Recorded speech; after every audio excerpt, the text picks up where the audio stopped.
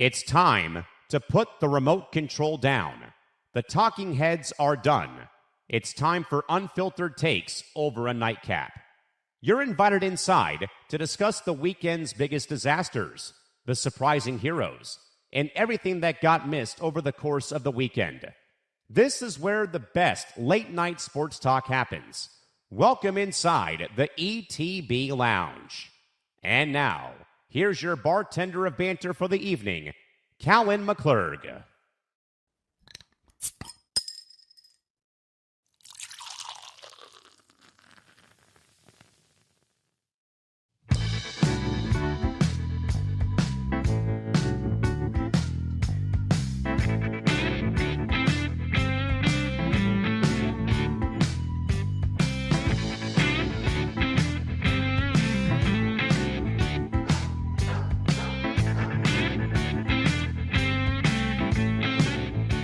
Well, the snow is cleared in Denver. The 12th man is still screaming their lungs out in Seattle. And the NFL has officially handed us a Super Bowl 60 that feels like a glitch in the Matrix timeline. Drake May versus Sam Darnold.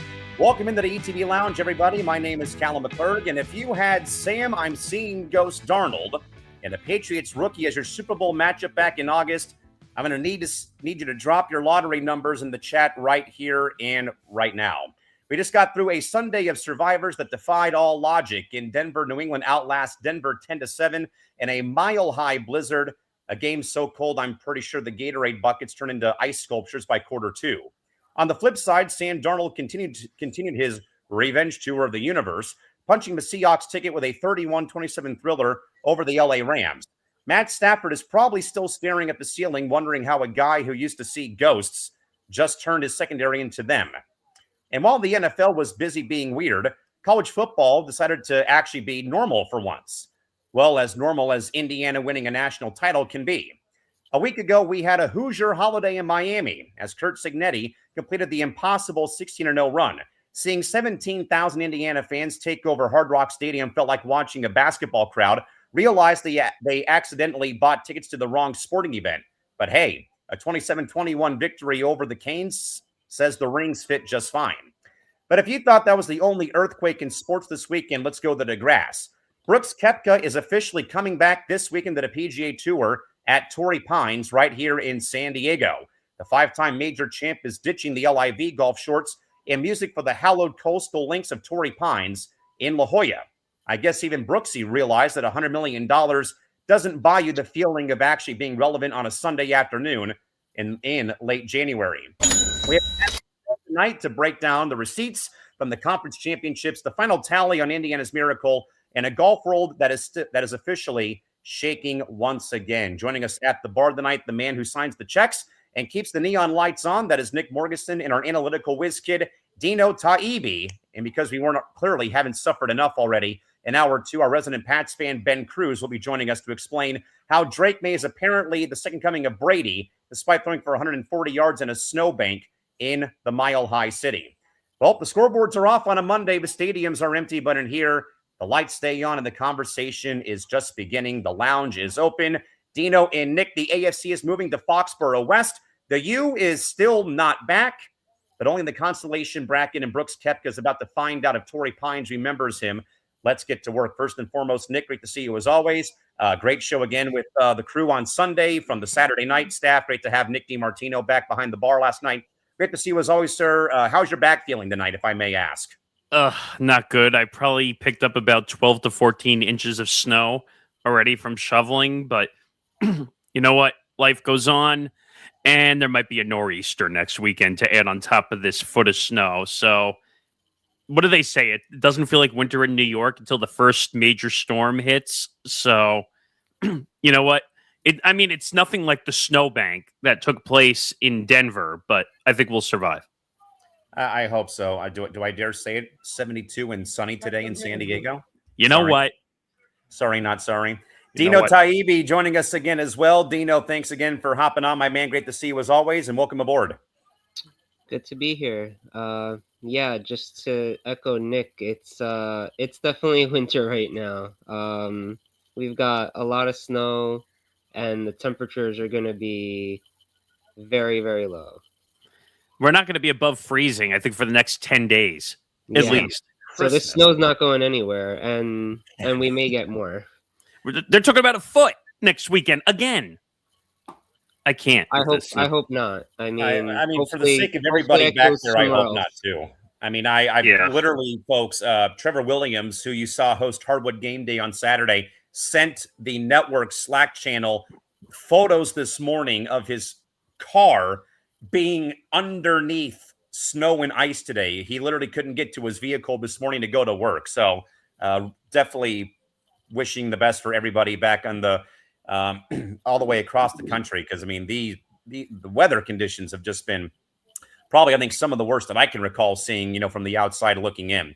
As a reminder, though, gang, you can follow us on social media. We are at the ETB Lounge. We are on Twitter, Instagram, and on TikTok. And of course, follow the network too. We are at ETB Network as well across IG, TikTok, and Twitter. And of course, subscribe to us over at youtube.com/ETB Network. More importantly, again, if you would like to control the direction of our conversation here tonight, again, hit up the live chat box on YouTube or on Twitter. We got 47 people watching already. We had over 150 watch the Saturday version hosted on Sunday with DiMartino back behind the bar last night. So again, thanks to everyone who was tuned in and watched, though. I think, though, so far, though, Nick, after the first, I'd say 4 weeks, this program is definitely going places right now. And I think even the last couple times we've had Sunday shows, because either I've gone to work or I've gone to watch games. Nick was out of town last weekend to go to Vegas for a bit. But like the instant reaction, though, like we had last night, is why this show got created during the course of the latter part of last year, and why it is coming out, or why it debuted when it did back on January 5th. Yeah, I mean, this show's great. You don't see a lot of late night reactionary shows anymore. And you know what? If I wanted to sit through an hour of BS, I'd rather go sit and watch this show than watch Jimmy Kimmel or whatever. I don't like Jimmy Kimmel. Callan knows that. But if I wanted to go watch an hour of Trump escapades, I'll go watch that on social media. I don't need to go watch that on late night TV. So with that in mind, though, folks, we'll get underway here for the evening. Let's get to the round of takes, our first 3 topics of the night.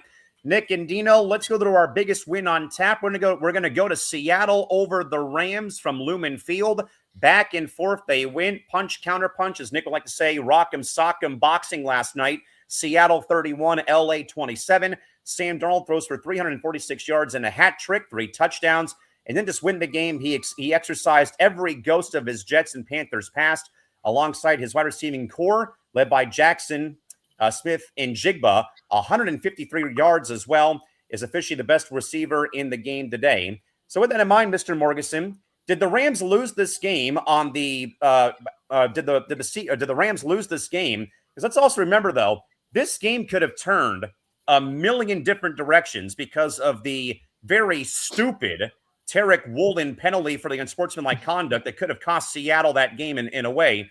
Or, though, did Sam Darnold, though, Nick, finally become the chosen one we were promised back in 2018? So more about the Rams losing because of their secondary, maybe special teams. We saw the muff punt that led to a touchdown fairly early in the third quarter, or just maybe perhaps, though, Sam Darnold played his best game of the season so far, and now the Seahawks go back to the Super Bowl coming up in 2 weeks' time from Santa Clara. No, I first of all, this was the better of the 2 games for the weekend. We already knew, and we'll probably save the Patriots for when Mr. Kruse gets here. But that was more a defensive fest game. This was the complete opposite. This was an offensive fest. The overhit, I think, in the early third quarter. Darnold had an incredible game, 25 for 36, 346 yards, 3 touchdowns. They each had 3 touchdowns. They each threw for over 345 plus yards. Kenneth Walker had an incredible game, replacing Carbonet, who went down with the massive injury to end the year. Shaheed had another huge play to extend this game. The penalty was stupid. The ref should not have thrown it. I don't care. It's a playoff game. It's a passionate play. Keep the flag in your pocket. Like, you're gonna gloat when you make a huge stop on third down. I think the ref overreacted big time. I think it was 4th and 13, and that ended up being a 15-yard penalty and a first down. I mean, come on, man. The refs need to not get themselves involved in games. Like, this is not, we're not here for the referee show. We're here for the football game. But at the same time, Stafford's had an incredible career. Nothing else he really could have done. I just think Seattle was just an incredible team with a lot of momentum heading into the Super Bowl. And I think that momentum is going to carry into the Super Bowl. I just think they're the better team. Puka had another great game. 9 receptions, 165 yards, a touchdown. By the way, this guy must have that. What was that allegation that they made that they put on the gloves? Oh, the stick-em. Stick-em. Like, I think he catches every football. Even when he's triple teamed, he somehow catches every football. Devontae Adams had another incredible catch, which almost brought them all the way back in that game. They obviously turned it over on downs. For some reason, McVay won't take points either, which is another interesting scenario.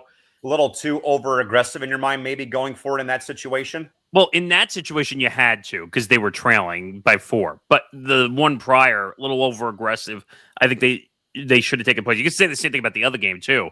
I thought Denver was a little over-aggressive, going for it rather than taking points. But Seattle's just a better team. They're a better defensive team. Jackson Smith and Jigba is probably one of the best wide receivers in the NFL right now, period. I think you saw the 2 best wide receivers in the NFL, period, between Puka and Jackson Smith and Jigba. This guy's going to be incredible. And Sam Darnold, of course, is an angry Jet fan, and so is Dino. We're going to obviously be upset because he's possibly, I think he is going to win a Super Bowl with Seattle. And all us Jets fans are going to be pissed off because we can't do a damn thing correct with any quarterback that comes to New York. But it's going to be a great matchup. It's a battle of a young quarterback who's in, his second season now. He's 23 years old, second youngest quarterback to be a starting quarterback in the Super Bowl. It's going to be a great game. I think it will be. And Dino, that game, though, on Sunday was something else. I kind of was, looking at the box score, kind of doing a few things, though. And like every other time I would refresh it, though, it was like touchdown, touchdown, touchdown, touchdown. Like it was like, back and forth, seesaw battle all the way through. Again, though, I think the Seahawks just made a few more plays than what the Rams could muster up, though. So, Dino, your thoughts, though, again, great game. Seattle wins this one 31-27 over the Rams. Overall thoughts and maybe thoughts about Sam Darnold maybe finally exercising those ghosts, as we heard from his time in New York and even in Carolina. Yeah, it is. I mean, I still find it hard to believe, the guy who said he was seeing ghosts is now going to the Super Bowl. And I think, up till yesterday, you could almost argue that they weren't really winning because of him, but he really did have a great game yesterday. But in terms of the game itself, yes, these were 2 teams. If you're like, this was their 3rd meeting of the year. And in the first 2 meetings, they literally were separated by 1 point and 1 yard of offense. That's how close these 2 teams were. So like you said, they was really like a punch, counter punch type of game.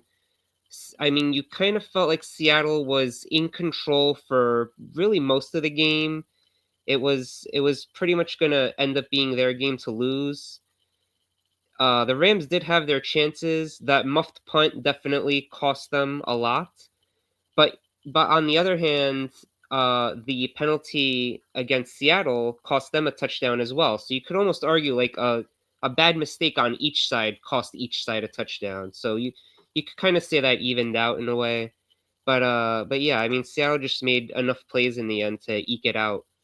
I will say when Nick mentioned not taking the points, that when they were down near the goal line, I believe there was about 4 minutes left. They could have conceivably kicked the field goal and kicked it off and gotten the ball back with enough time to get one more field goal and win the game. And I felt like maybe at that point that was the right play to make, but I guess they just trusted their offense more than their defense because their defense wasn't really getting many stops. So that's probably what was going through McVay's head at that point. Nick, I'm actually glad. I probably would have taken the points. I'm actually glad, though, Nick, that Dino brought up, though, about that scenario, because today I had listened to Lee Hacksaw Hamilton again, legendary SoCal sports talk radio host, former NFL play-by-play voice. He even said the same thing of that Dino had just said, though. Why would McVay be so hell-bent on going for the touchdown at that time? Again, down 4, I know, 5 minutes left in the game. You're on the goal line. The throw goes out of bounds. It sails over the head of the receiver. And in a way, he's like, take the points. You're down 1. You've got all 3 timeouts left. You have the 2-minute warning, so you really have 4 timeouts to use. So maybe, Nick, to maybe go back to that point, though, obviously we talked about the muff punt because it led to a touchdown right after the misplay. We have to also remember, I think, too, in a way, the Rams did fire the special teams coordinator, I think, right before the season ended for the regular season. They've had a lot of problems with special teams all season. So, Nick, your thoughts maybe about that idea, as Dino said, though, go for the touchdown in that situation or kick the field goal. You're down 1. You've got 3+, a 3+1 timeout scenario and still 5.5 minutes left to play in regulation time, down 31-30. Well, also you had the scenario, I think that McVay almost took a challenge towards the end of the game. He was very also close about the Cooper Kupp. I think it was the Cooper Kupp play where he was tackled like the first down. Sticks. He reached out, I think, and like the ball had just barely broken the goal line or the plane for the first down. He definitely got it. When you look back at the replay, he definitely reached the ball over the plane. So he took a timeout, and then if he had taken a challenge, he would have lost 2 timeouts in that scenario, which, again, I think that was smart that he didn't take the challenge because he would have been wrong. It would have been a first down. Like, he broke the plane, obviously, with his hands, getting that first down. But, Dino, I think you were the one who said it in our Slack chat when I said it, where like, oh my God, he dropped the return, which I think that was the beginning of the end for the Rams at that point. Yeah, no, I mean if you notice, they stopped using that punt returner after that play. They did. They started using their running back, Kyron Williams. No, I mean that was a big mistake on their part. That ball was close enough to the end zone where he could have just let it bounce, and it might have even gone into the end zone, and they would have been at the 20. But instead, he didn't get underneath it correctly. He fell on his ass, and he muffed the punt. And that's just a huge mistake that cost his team a touchdown on the other direction. By the way, you know what that muff punt reminded me of, fellas? It's like watching an infield fly in baseball on a bright sunny day and there's no clouds, and the infielders are going like this, like, where's the ball? I can't find them. They keep, they're looking for help. In a way, watching the replay of that, because I think someone put it out on social media, and like it has said, Rams special teams in a nutshell for 2025-26. It reminded me so much of like a baseball player who's looking for a high fly ball hit in the infield on in the middle of a day game, and they can't seem to find the ball in the sun until it's too late. That's what it reminded me of in that scenario, in that situation. I call that like the 5.5 hole. Like when they say that all the time, it ends up between shortstop and third base constantly, and they have that issue. But you know what? Was that a momentum killer for the Rams? Yeah, it was, because they didn't recover after that play happened. And to be honest, Seattle should have won this game by more than 4 points. Because if that taunting penalty doesn't happen, I think they drive back down again and at least get another field goal out there. And I think it becomes a much harder scenario to drive back down the field and get the points necessary to win. But you know what? Incredible game. 58 points scored in this game, which I did not expect was going to happen at all. Sam Darnold comes to play. There was a lot of questions whether he was going to come and was he going to be the Sam Darnold of old and completely flop like he did, like in Minnesota after they won 14 games, had a completely awful playoff game. No, he was ready. Even with the oblique injury, which was a huge injury, he still managed to be Sam Darnold and get his team to the Super Bowl. So I don't know. It's going to be a good game, but everyone thinks the Patriots are going to get destroyed by like 20 points. And I'm like, come on, like stop. Like I looked at the spread earlier today. I think it's like Seahawks minus 4.5 right now currently, which I think is right. I think that's the right number. Any higher, I think then you're thinking about crossing over the spread possibly, but see what happens. I think we're too early. This is the weird period now during the NFL playoffs where you're 2 weeks away from the Super Bowl, and you're going to start seeing all this over speculation of stories that are going to come out. Is Drake May hurt? That's a speculation that's come out now. We'll see. Yeah, we'll see what comes out of it. With that in mind, fellas, let's get to the Flat Beer Award for the evening. Someone seemed to take some scissors to the Coors and Coors Light CO2 tanks in Denver. Wow, 10-7 Patriots move on to the Super Bowl to beat Denver. A 10-7 final in a blizzard as the ultimate skunked beer for a number one seed in the AFC. Bo Nix was heroic until he wasn't, but the Denver offense went cold at the exact wrong time, especially with Nix being out. Jarrett Stidham did all he could somehow, some way. So Dino and a couple of beleaguered Jets fans, fellas, Dino, starting with you. Dino, did Mike Vrabel just reinvent the Patriot way, defensive blueprint, or did the Broncos simply choke away a golden ticket to Santa Clara, in your opinion? It's a little of both. I mean, I do feel like Sean Payton was outcoached in this game. Mike Vrabel made some adjustments at halftime. You could tell he did. They started running a lot more, and especially as the snow started falling, they just pretty much gave up on the pass. They were just trying to run it down their throats, really. Sean Payton had a chance to take points in the first half that he didn't take, and that might have ended up costing him at least a tie game. The Patriots, this is definitely, when they first started their first dynasty with Brady, they definitely did used to win more with their defense before Brady really became Tom Brady. So this could very well be the start of their next dynasty for all we know. And they're starting out the same way they started out the first time, which is defense and coaching. Nick, I believe you mentioned in the pre-show huddle that the over-under was like 42, I think, in this game. 42 and a half. 42 and a half up at Empower Field at Mile High. Might have closed at 43, actually. But I think when we did forecast, I think it was 42 and a half. But yeah.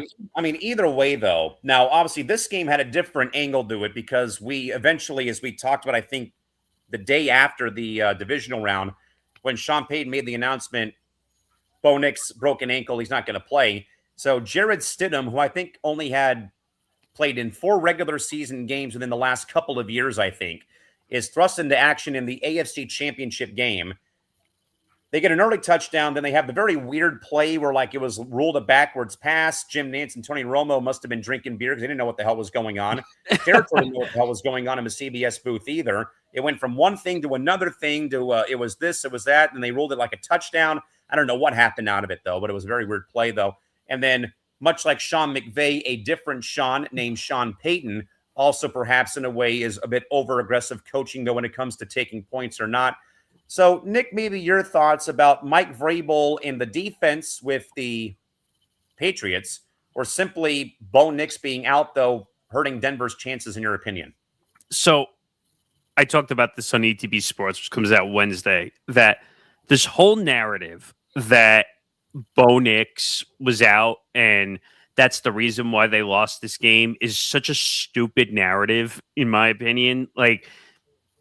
Denver had enough offense. They had enough weapons. Stidham is no slouch. People forget that he's started, I looked it up, I think 8 to 10 games over his career. So he has some starts. He's at least played. Yeah, he's at least started and played. I get it.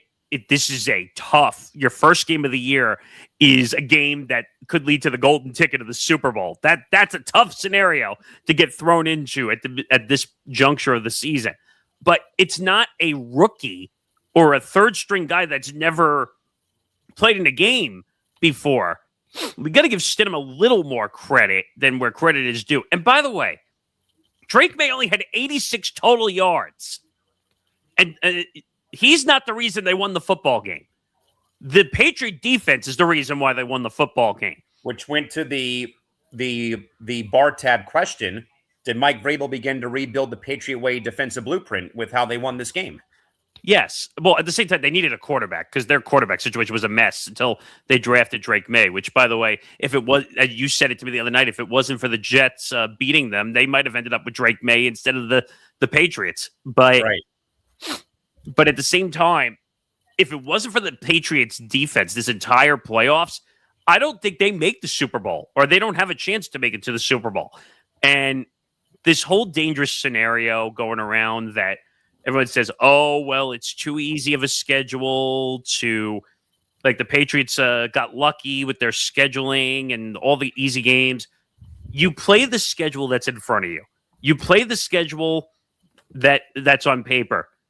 It doesn't matter if it's too easy, if it's too hard, or if it's indifferent. You play the games that are in front of you. And people are complaining because the Chargers were a mess and Justin Herbert was hurt. And there is a little luck involved when it comes to being in the playoffs. Okay? And you play, or our former Jets coach way back in the day, what did he used to say? You play to win the game. I mean, little Herm Edwards classic right there. But I don't know. I think we're overreacting to some of the results of this game currently. At least that's how I see it. Dino, what did you think? Yeah, I mean, in terms of Stidham, here's what I'll say. I mean, yes, he definitely, he wasn't a rookie making his first start ever. He did have some experience. Having said that, he hadn't played, a regular season game in 2 years. So it was definitely a tough situation to just be thrust into, this situation. But the other stat that I kept seeing throughout the week was that Sean Payton was actually 8-1 with backup quarterbacks. So he specifically wanted Stidham on the team to be the backup. So Payton definitely, he wanted Stidham to be his backup for a reason.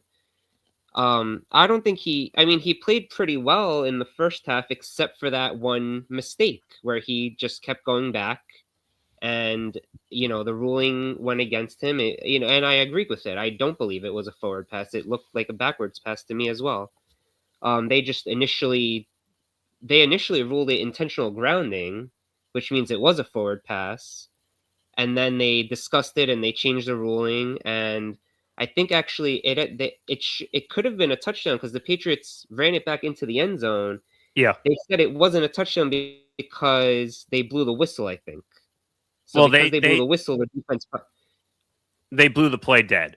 Right. Right. Exactly. That's what I'm saying. Like, I think they ruled it Patriots ball at like the 10-yard line because they're like, oh, well, we blew the whistle. So Denver may have stopped playing. They may have stopped trying to stop you. Well, the progress was stopped, but I don't know. And by the way, Nance just like, who's got possession? Who's got possession? Like, the play was already dead. I don't know, Jim. Jim, I don't know. Jim, I don't know what's going on here. But that aside, let me, just to finish the point, what I was going to say is when you're a backup quarterback, you're not necessarily expected to win the game, but what you can't do is lose the game. And that one play most likely lost them the game. So you could argue that, now, that's not to say Bo Nix couldn't have easily made the same mistake. I mean, that could have happened to anybody. But looking back on it, yes, because, he did make the mistake that most likely cost them the game. In addition to Sean Payton's decision not to take a field goal. Dino, I'll raise you one on the stats. The Patriots were, I believe, 0-4 in Denver in the postseason. And Brady never won there. If you can believe that, that's incredible. So Drake May did something for a change that Tom Brady's never done before. Who would have thunk that, right? Let's, guys, move to the bar brawl moment. We'll stay with this game, though. As Nick alluded to, though, Drake May passes for 86 yards and wins a conference title is a bar fight stat if I've ever seen one. The Pats are winning ugly, and they don't care who hates it. Morgasen, is New England actually good, or are they just the most disciplined group of mutters we've seen since the, 2000 Baltimore Ravens? They're a good team. No one's debating that. But they've won all these games so far defensively, as I continue to say, that if their defense doesn't hold down teams, the 86 yards the other night does not get it done. They would have been clobbered if it wasn't for the defense. Also, it helped that they played in a blizzard, and that stopped most of the scoring.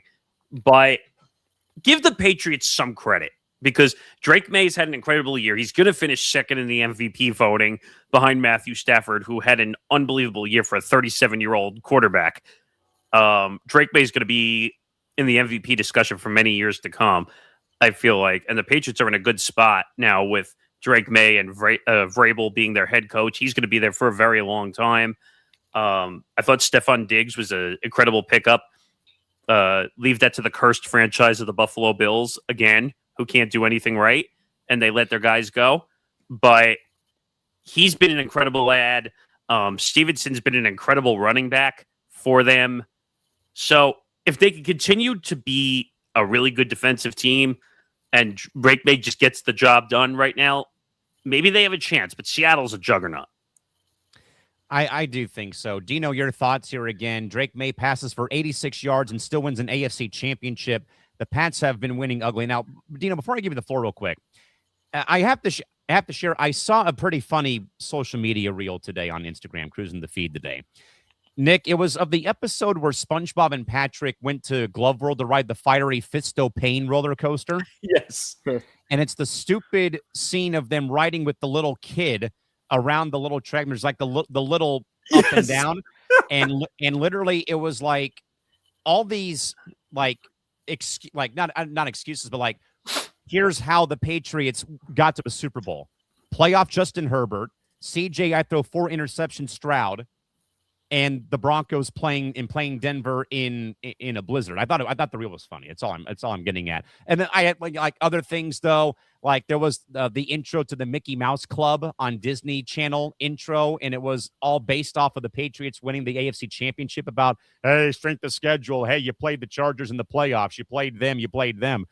Dino, regardless though, your thoughts about, again, how the Patriots won this game though, and about, as Nick said, who cares about 86 yards though?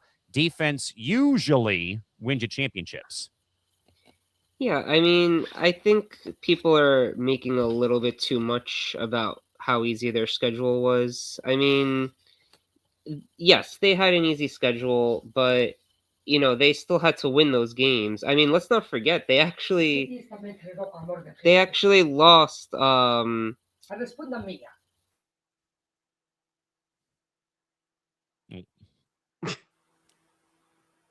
Go ahead. I mean, I think just in general, to wrap up here, we'll move on to our next segment. The Seahawks are the official favorites, if you ask me. Sam Darnold is playing the best football of his life, and the 346 masterpiece against the Rams proved that he's no longer a project. He is now a problem. The Pats, New England is also a dangerous mutter team, but he can't win a Super Bowl with 86 passing yards in 2026. The bill is coming due probably for the Patriots at the Super Bowl. Again, 2 weeks' time, February 8th from Levi Stadium in Santa Clara, California, as we surpass the 101 viewers here, about a half hour into the lounge here until 9 o'clock Pacific and midnight Eastern.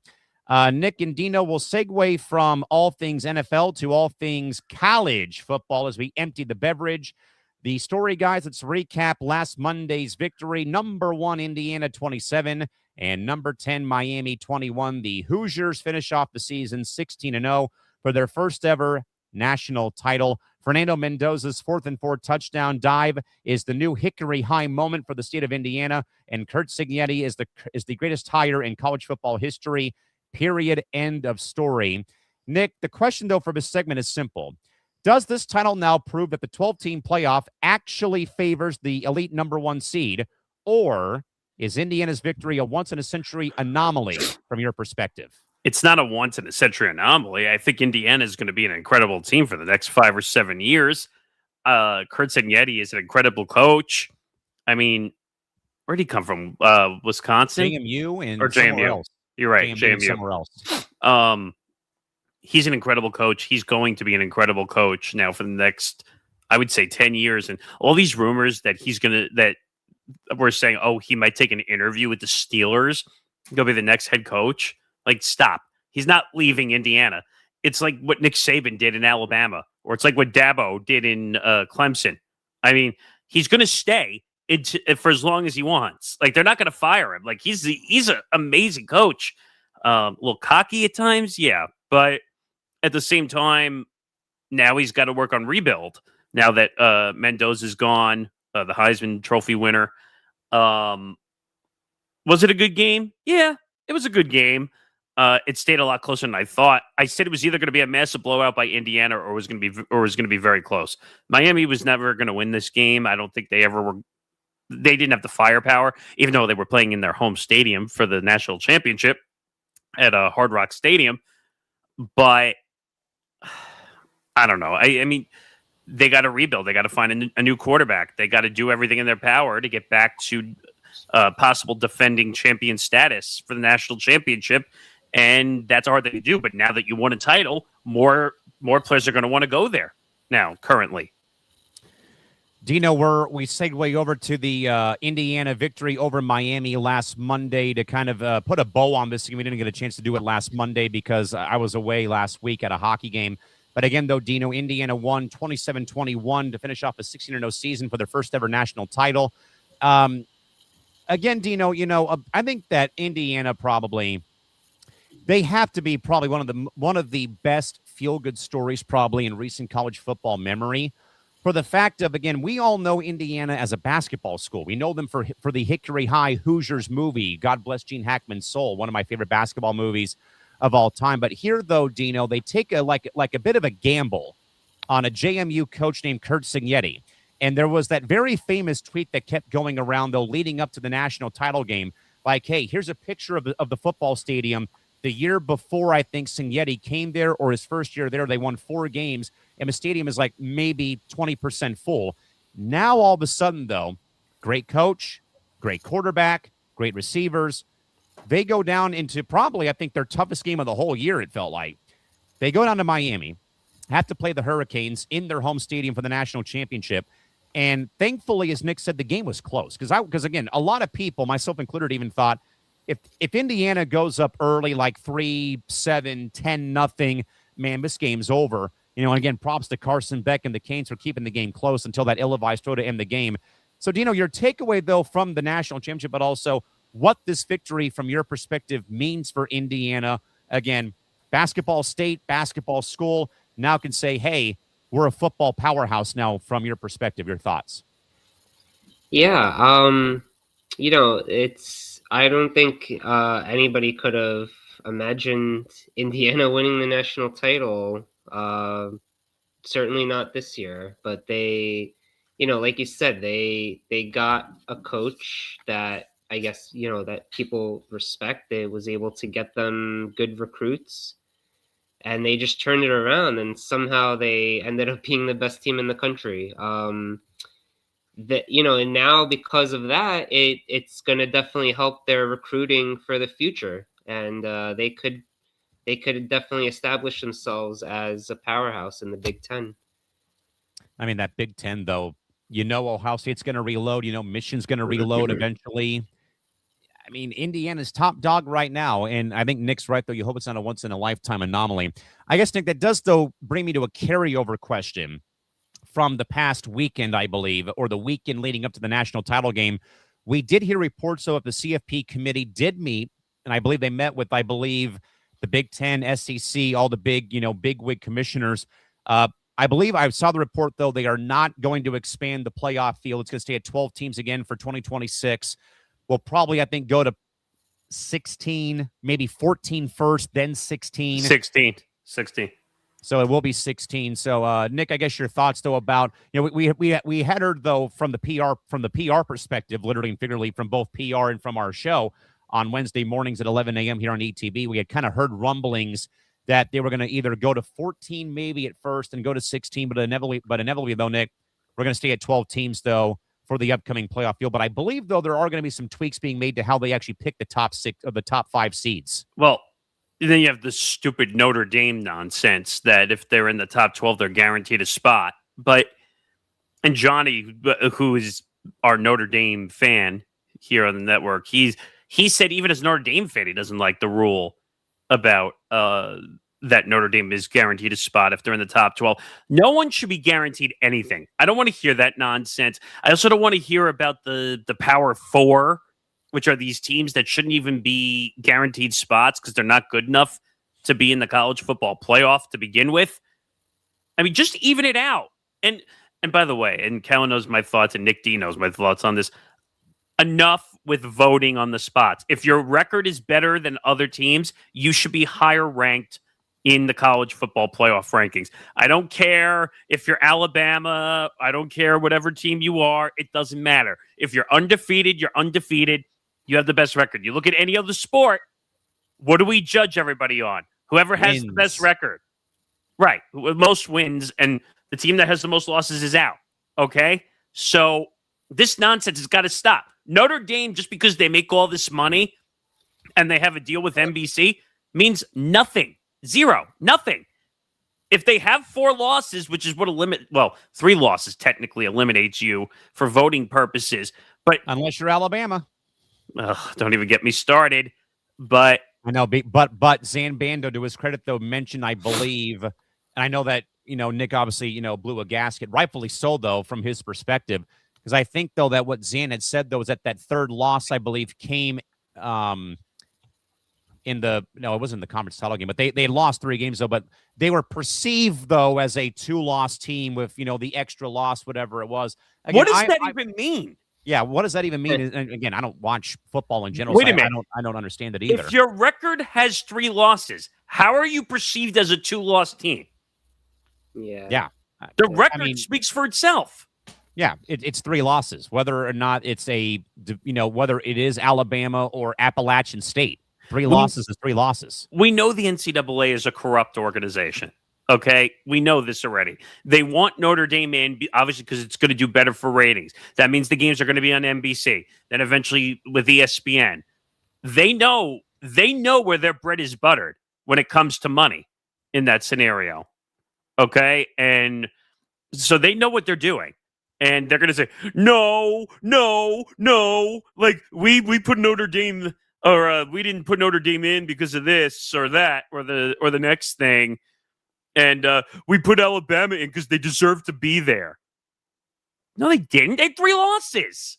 I mean, the only thing I will agree with is that Miami beating Notre Dame head-to-head was the perfect thing or only thing that they got right.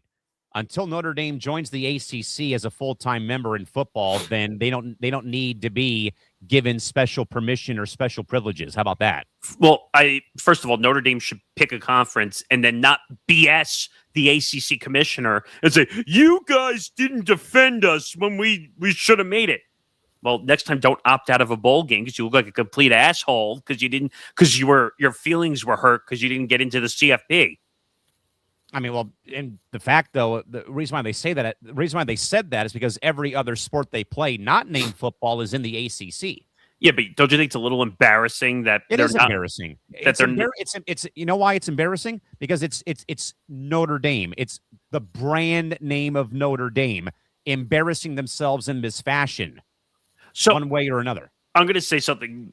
Because on that logic, if we're going to look at it in other sports, should the Yankees make the playoffs every year? Should the Cowboys make the playoffs every year? Lakers, the Rangers. If you're gonna do this on branding, you might as well put the Yankees, the Mets in for the baseball playoffs every year. You put the Lakers and the Clippers in the playoffs every single year. Put the Knicks in. What's the point? And that's where the whole small market edition came from. And one reason why that there is a particular patron who's banned from this bar on this network. But my point is, if you're going to go brand and you're going to say Alabama with 3 losses, Notre Dame, Georgia, Miami, I don't know. No, but Notre Dame calling for change because their feelings were hurt because they were not put in the playoffs. And now they want to expand the playoffs and have a guarantee that if they're in the top 12, they make it. Yeah, and I think that loophole is beyond ridiculous because, the new Pac-12 is starting up next season, and they're not even guaranteed a spot. They have to compete with the JMUs of the world to get into the playoff next year. I'll give you one more. Imagine in the NFL if they guaranteed top team spots before the playoffs happen. You know how much outrage there would be by certain fan bases if that happens. The Chiefs in 6 and 11. They're getting in as the number 1 seed. No, but I'm serious. Like, imagine if like the Chiefs were guaranteed a spot. Yeah, and that's what I mean, if anything, the NFL does the opposite, because just think about it: an 8 and 9 team made it, whereas like 10-win teams didn't sadly, make it. which the division champion argument went to Nick and Zan's other rant though on ETB Sports about, I don't care if you're a division champ. The Rams were a 12-win team, and they have to go play an 8-win team who was a game under 500, all because they won the NFC South Division Championship. Well, what is it? SVP said it on SportsCenter by rule. Someone has to win the NFC South. So, I mean, but that's outrageous. You're telling me that a 12-win team has to go on the road to Carolina that probably doesn't even deserve to be there? No offense to Panthers fans. But well, and tell that to Peyton Manning in 2008, the 11-win Colts had to come to 8-8 San Diego for a wild card game because the Chargers won the AFC West Division Championship. And that's the problem. Game too, believe it or not. They should reseed once they get inside the playoffs. If at least maybe after, I would say after the wild card, they should reseed, because those games are that's based off how you get into the playoffs. But after the wild card round, they should reseed, because it's not fair to some teams that are 12-win, 13-win teams and they're traveling on the road. And the Rams almost lost that game too, which is more hysterical because I think they were 10.5-point favorites. Yeah, Carolina covered by spades. I don't know, fellas. I mean, the more that we talk about the CFP bracket, the more I just think, though, is this thing ever going to work, because of how we have seen time and time again, seeds 1 through 5 or 1 through 4 who get home field, how often they lose those games after having the bye. They want to do 24 teams at one point. Which, by the way, Fox Sports missed me with the BS, because they had a hypothetical 24-team tournament bracket they shared after every single week of the season. Like, don't even go down that rabbit hole. Get out of here. It's bad. I mean, first of all, what's next? Are we going to turn the CFP into March Madness? Is that where we're heading down the road to? Man. I mean, what was it? March Madness, they wanted like 124 teams or 144 teams at one point. Like, it was what we're adding a full extra tournament on top of what the actual teams are. Before you know it, it's like a second season pretty much, you know. And the problem is with those teams, you're looking at teams that like have no business being in March Madness whatsoever. They're going to get beat by like 50 or 60 points in the first round. And you're going to be like, was this really worth putting on TV? And then on top of that, remember, March Madness, the broadcast teams broadcast 3 games a day. They don't have a broadcast team for each game that moves forward. So what are you going to do? You're going to make them broadcast 4 games a day? Is 5, that what 6, 5? 7, like 8? It's a nightmare. Instead of it only being on like Thursday through Sunday, it'll just be on all week. It'll just be on like Monday through 7 Sunday. days a week of basketball. They would love that, though. That's more airtime for them. I mean, I'll be frank. I love the first, like, what, two days probably, Nick, of the tournament, because you got all the games. Are like the best part of it, actually. But the first 2 days where you get all the dramatic close games and potential upsets. But you know what?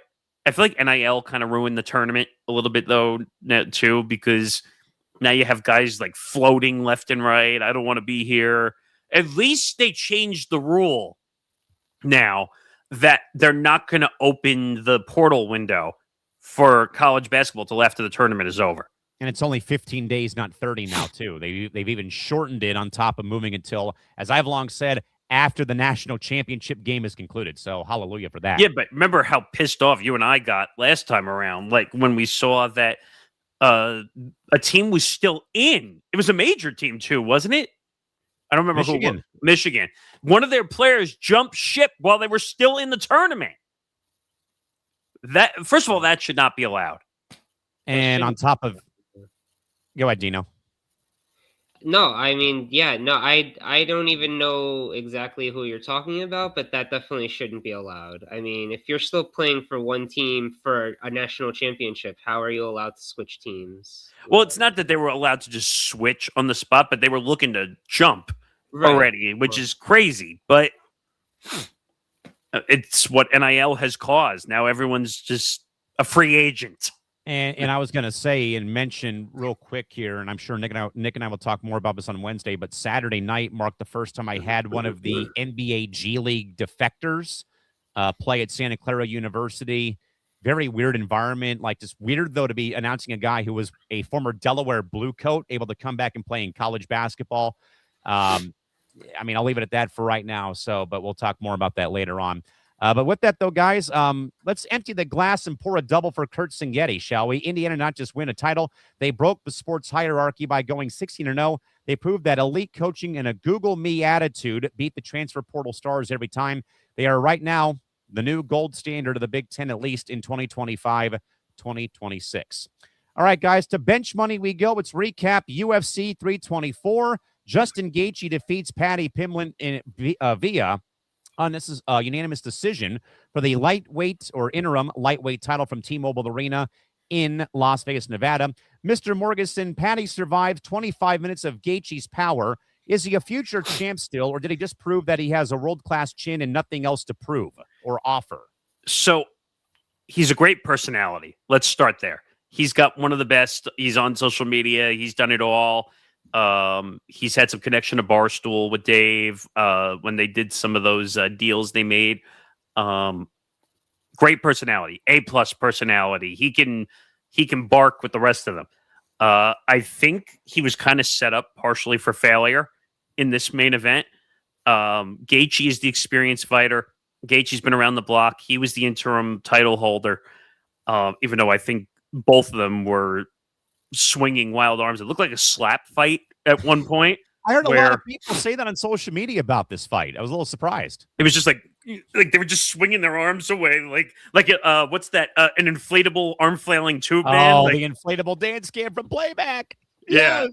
And it literally looked like an inflatable arm flailing tube man. Like at one point, they were just swinging fists left and right. But Gaethje, when he connected on Pimblett's face, he and by the way, I got to give Paddy credit because he stayed in there the whole fight. He got knocked down a few times.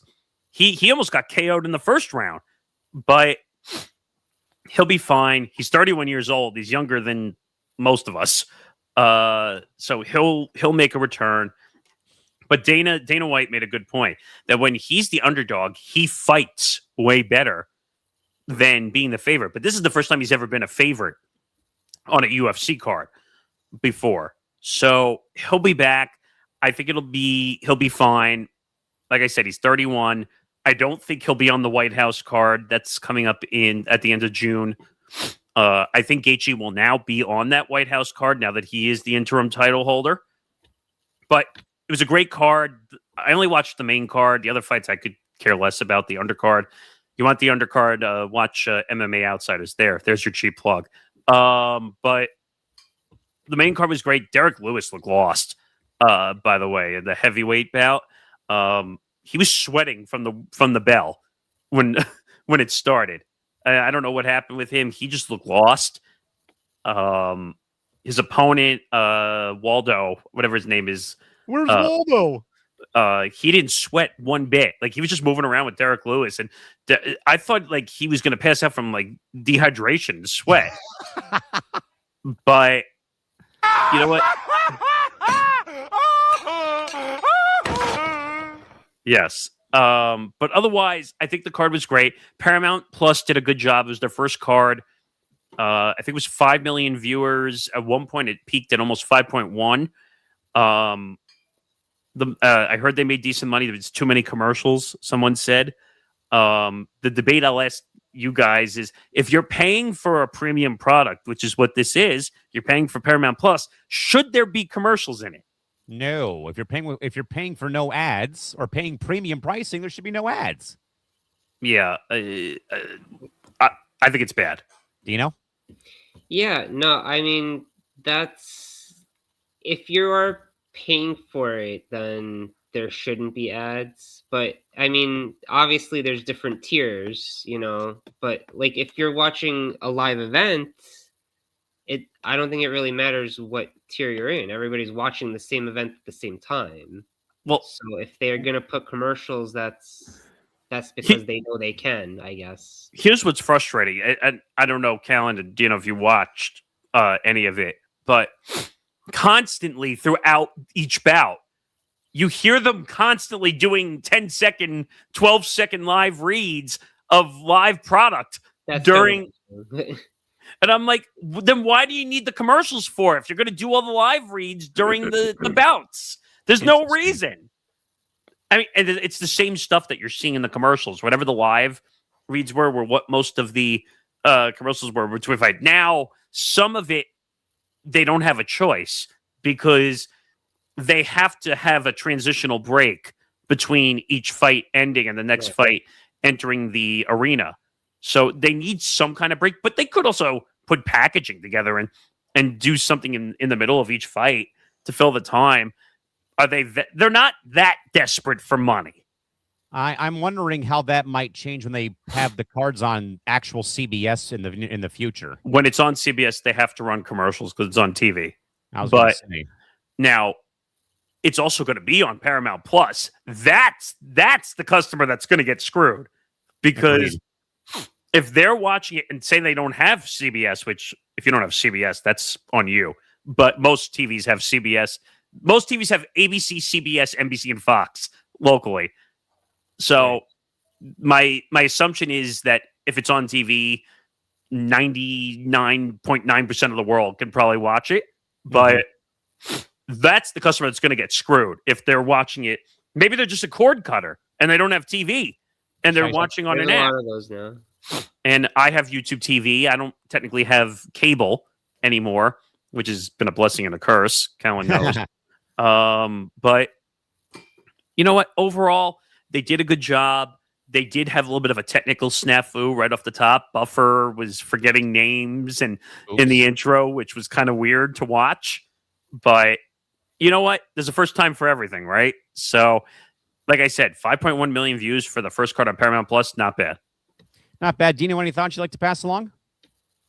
I mean, 5.1 million, that is pretty good for a streaming, for a streaming event. I would say that's definitely a good rating. I didn't watch the event myself, but that definitely, I heard it was definitely a good card, some good matches. Kudos to Paramount. I mean, that many viewers, and as Nick and I long have talked about, where we're at now. Again, we do this every Wednesday on Press Row at 11 a.m. Pacific, 2 p.m. Eastern. About where the media landscape has gone. That's a pretty good, good starting point, I think, for the UFC getting involved with the new CBS Paramount deal that they did sign.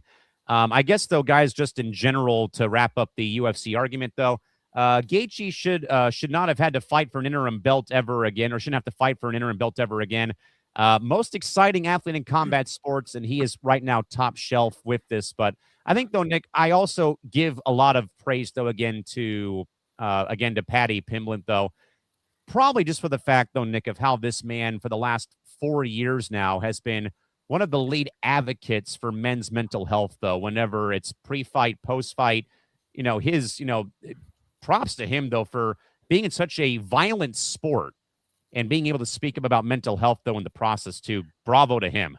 Yeah, he nailed that one to a T. A lot of times, and I give UFC a lot of credit because, excuse me, when they do the post-fight interviews, they give the fighters a chance to say a message, a dedication, whatever. And I think he had someone on his team that did it recently, and that's why he had brought it up. Yeah, he's an incredible guy. Originally, he was just a personality guy, and no one knew he was a great fighter. He will be back. He'll learn. You don't win on your first of all, that was his first ever main event title match ever. So you learn. I mean, he had to have nerves up to wazoo. I mean, his face afterwards showed you how tough he is. But Gaethje's on the way out. In fighting years, he's on the older side at 37, which some people say is that old. Yeah, in fighting years, that's old. But I think if I had it my way, I think Gaethje's going to go out fighting on the White House card, and that he'll hopefully, whatever that matchup is, it could be, there's a few guys it could be, but I don't know if Patty had won, I think he would have made the White House card. But I don't know how he makes it now. Agreed. With that in mind, folks, welcome to hour 2 of the ETB Lounge here. Already. We say this every time. The show just flies by here within the ETB Lounge every Monday and Saturday, 7 p.m. 7 p.m. Pacific to 7 p.m. Eastern time, 7 p.m. Pacific time. I'm all over the place. 7 p.m. Pacific, 10 p.m. Eastern. As you now, though, do in fact welcome in our good man, Ben Kruse, for hour 2. Ben, first and foremost, how about some Cliff Notes reaction to the Pats going back to the Super Bowl? Well, thank you guys for having me, first of all. And second of all, it's absolutely incredible. Still trying to sink it in right now. Obviously after, the way that the Pats are able to do it. But obviously they show that in this playoffs that it wasn't going to be easy, no matter what the narratives are going to say. And they won in different ways. That the second half this year, where their offense really kind of carried them for a lot of these games, and the playoffs this year, they faced a lot of tougher defenses, and the offense had a little more of a struggle, and the defense was the biggest factor to where we are. So it feels great. It's 12. Super Bowl appearances now, which is just absolutely unprecedented. It's not normal. I'll stay here and say I'm spoiled. I'm not going to sugarcoat it whatsoever. That's just something that you can't put into words. And Seattle's gonna be a really, really good team. I think they're favored right now by 4.5. Regardless of what happens, I think that this is kind of telling that it's a really special group. It's bringing Mike Vrabel, what I knew was going to be a great hire. I didn't expect it to be where we are right now. I was expecting to just play some meaningful football and win the division and stuff. But here we are, and now it's for a chance to go for glory. By the way, I think, and because we were on last night, but the other weekend version, I love Liam, but I think he kind of overreacted to the whole scheduling snipe. And Ben, I had agreed with you. Point, I respect it, but I definitely wanted to have my other counterpoint to it for sure. But I defended you right off the bat because I think this whole scheduling thing is ridiculous. That you play the games that are on your schedule, okay? And you said it best. Like, we're damned if we win the games, and we're damned if we don't win the games. Like, so what is considered the bar for this Patriot team? I mean, the Super Bowl. If they win the Super Bowl, that would be the bar.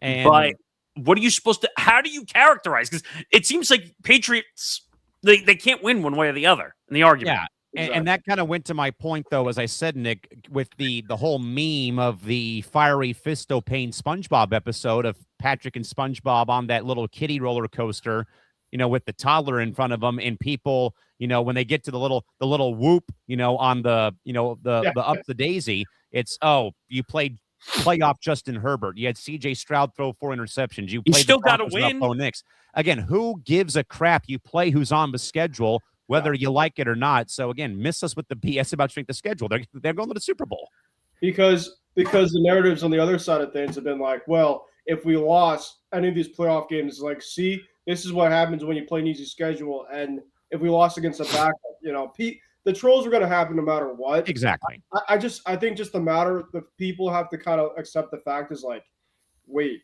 they were just in Brady and Belichick left about, a good now 5-6 years ago. Yeah. And I think people are just realizing the fact is like, wait, like, this shouldn't happen. Like, the Patriots shouldn't be back in the Super Bowl this quickly. And so I think people are trying to make everything that they can say in their power. And so they're trying to find all the excuses they can to go from it's. Now we're going to go from Chiefs hate. Now we're going back to Pats hate. Now all of a sudden. Well, you said it also, Ben, that defense is your strength right now. I think it is. Don't get me wrong. Championships, defense. Right. That's what I'm saying. That I mean, don't get me wrong. You had Tom Brady all those years. That's nice and in the strength of things. But your defense has anchored you through this playoff run. I think if it wasn't for and also the blizzard partially helped, but how can you control the blizzard either? You can't control the blizzard, but at the same time, and I'm curious your thought, because you probably watched this more closely than most of us, but did you notice that the Patriots were not willing to take the points, even though it was nearby impossible? They rather throw the ball away and punt away, which I thought was actually pretty smart in the scheme of things. Kick it, play defense, and let the chips fall where they may, right? Yeah, no, it was completely a field position game. It really reminded me of the Patriots-Rams Super Bowl, in which everybody absolutely hated that game as well. Not a lot of points. But it basically was kind of a Belichickian masterclass by Vrabel and company of, like, we don't care what the people want, right? You know, we don't care if it's a high-scoring game, low-scoring game. We just want to find a way to win. And in this type of game, you know, the elements obviously were a massive big factor. And, you know, I thought that – and people want to say that Drake May got hurt, you know, with this apparently his shoulder. Everything that I've been reading, I think he's fine. Heck, he was carrying his luggage bag off the plane today when he was getting back with his specific shoulder that he apparently hurt.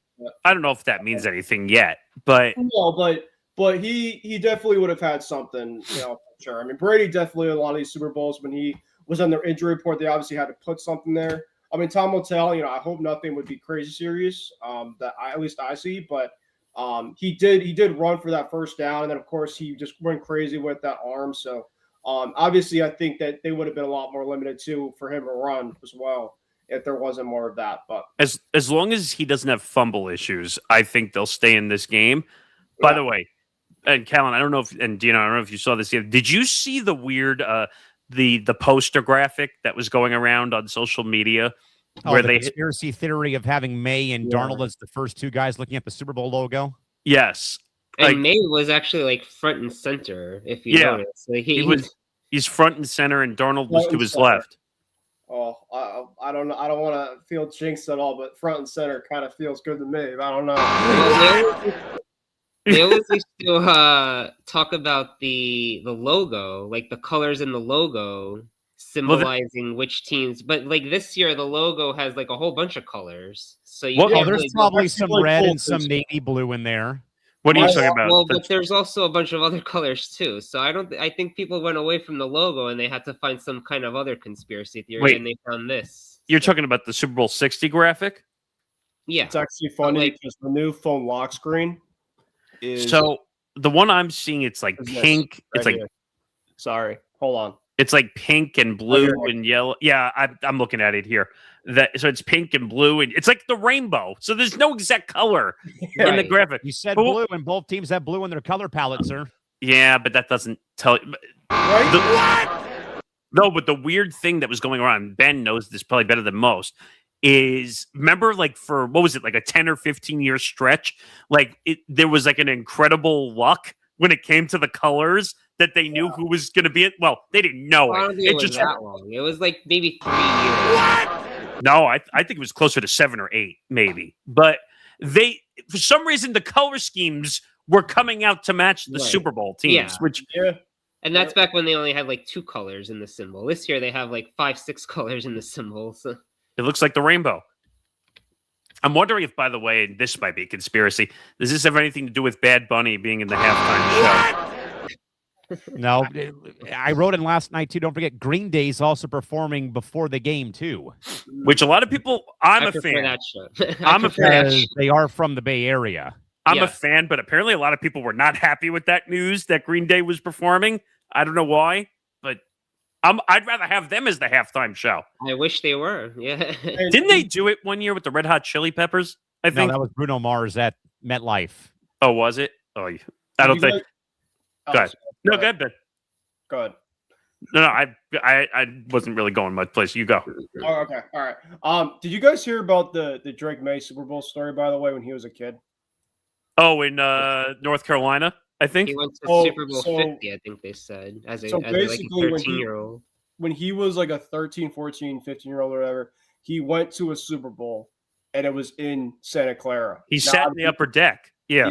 Now he fast. I mean, how can you not be romantic about sports, even for people that don't even like the Patriots, right? If I was not a fan of the Patriots, and I look at them like, that's pretty sick, right? It is cool because like you that's like a specific type of dream for a kid like that, and then to be actually like right in the field for a chance to 10 years later, like 10 years later, it's like it's surreal where sports can take you. I'm glad Ben brought that up because you folks probably can see in my office here, I have a lineup card from a random Padres game in April. That was when Joe Musgrove, my former youth ball and travel ball teammate, threw the first no-hitter in club history.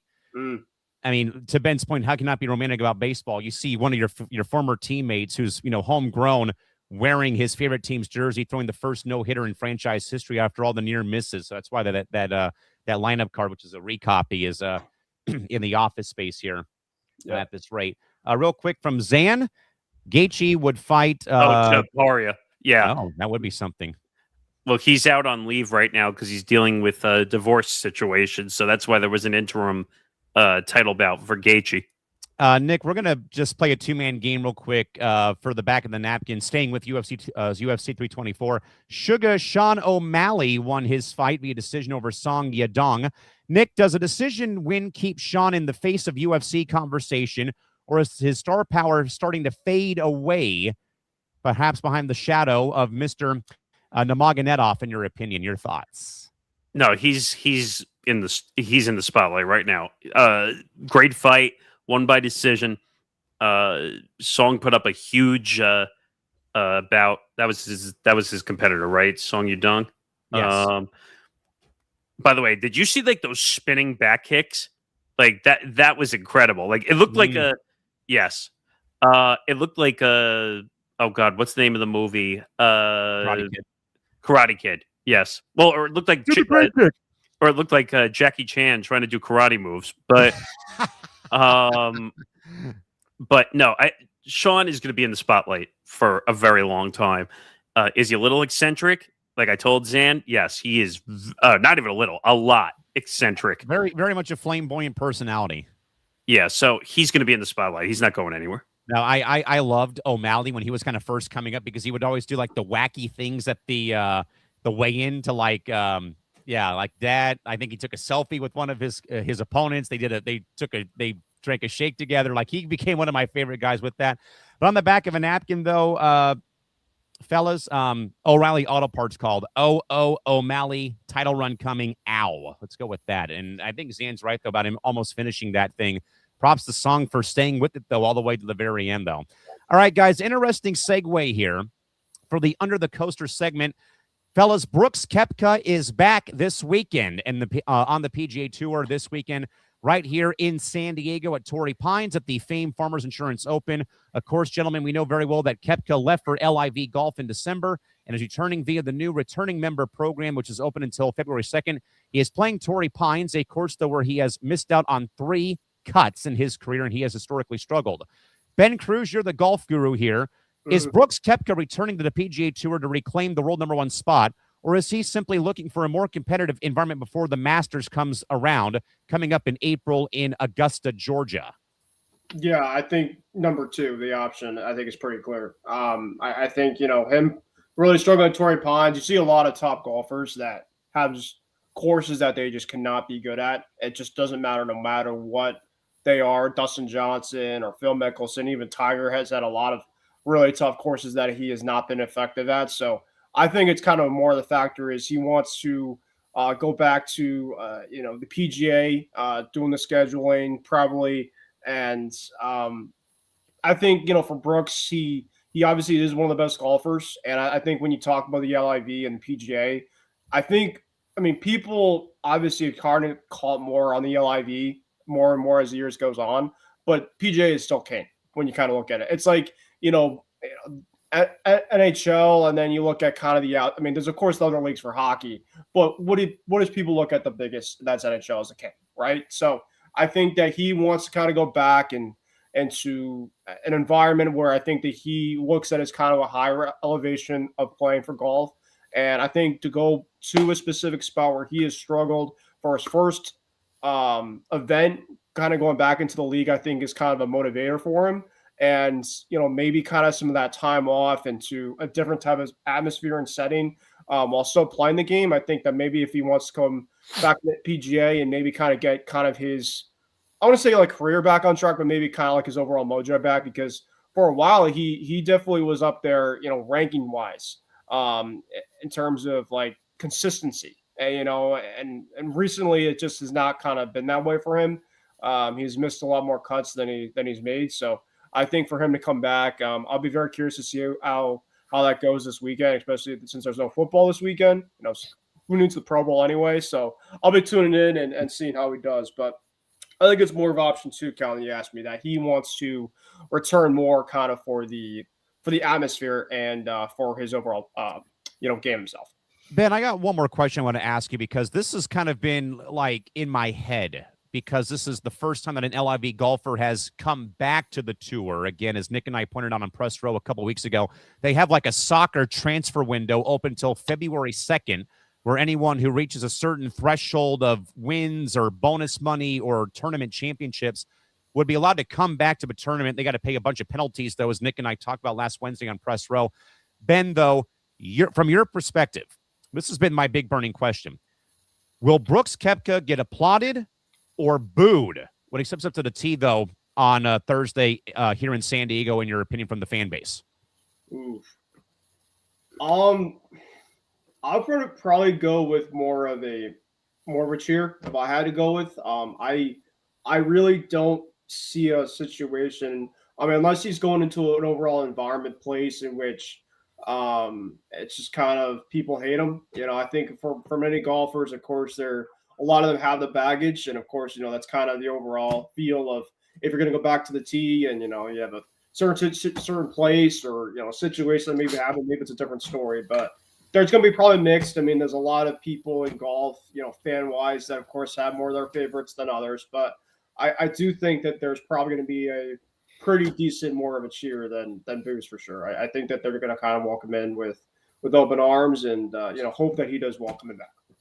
Dino, what do you think about this whole situation? Obviously, it's a golfer who was on the PGA Tour, left for, as Ben kind of said, though, my long argument, though, you leave for the rival organization in some way. Again, I talk about, AFL versus NFL all those years, the ABA and the NBA, the NHL and WHA for all those years, and how guys would be could be cherry picked away.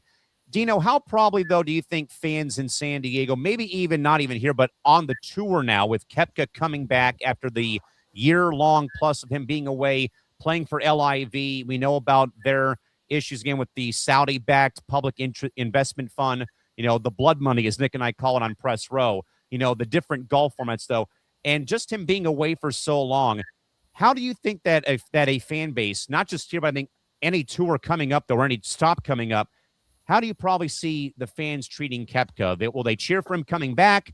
Will it be, like a mixture maybe of cheers and boos? Will there be more boos in certain markets? Like Ben probably knows, the Waste Management Open is coming up in Phoenix, Arizona. Those fans can be pretty relentless, during certain parts of the tournament.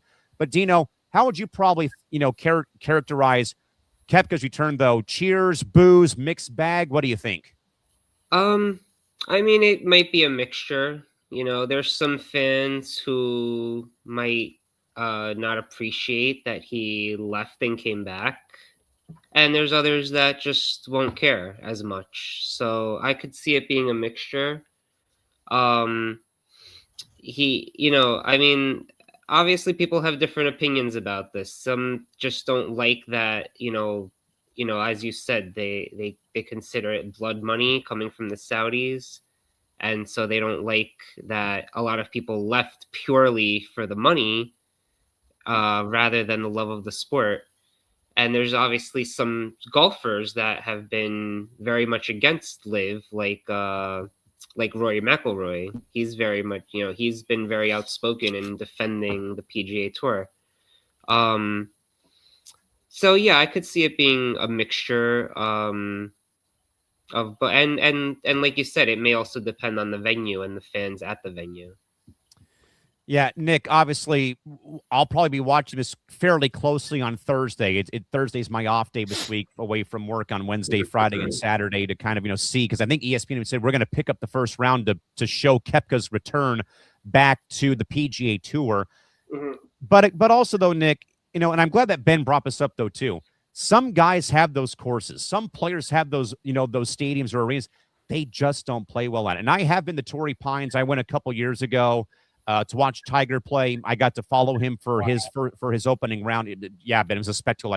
30,000 people are at the first tee, watching Tiger. It's an incredible course. Yeah. Oh yeah, and and Nick's right though. Torrey Pines though is a tough course to play. You've got the wind. You've got whenever it rains, you've got the soggy conditions. The rough is very thick. The greens They delay a lot more in that tournament. And they delay a lot more as well. So you have some factors, though. Again, the rough is very thick. You've got the coastal wind. You've got, obviously the sun's out, though, but you got that wind. You've got the rough, though. You've got the very much different breaking greens, though.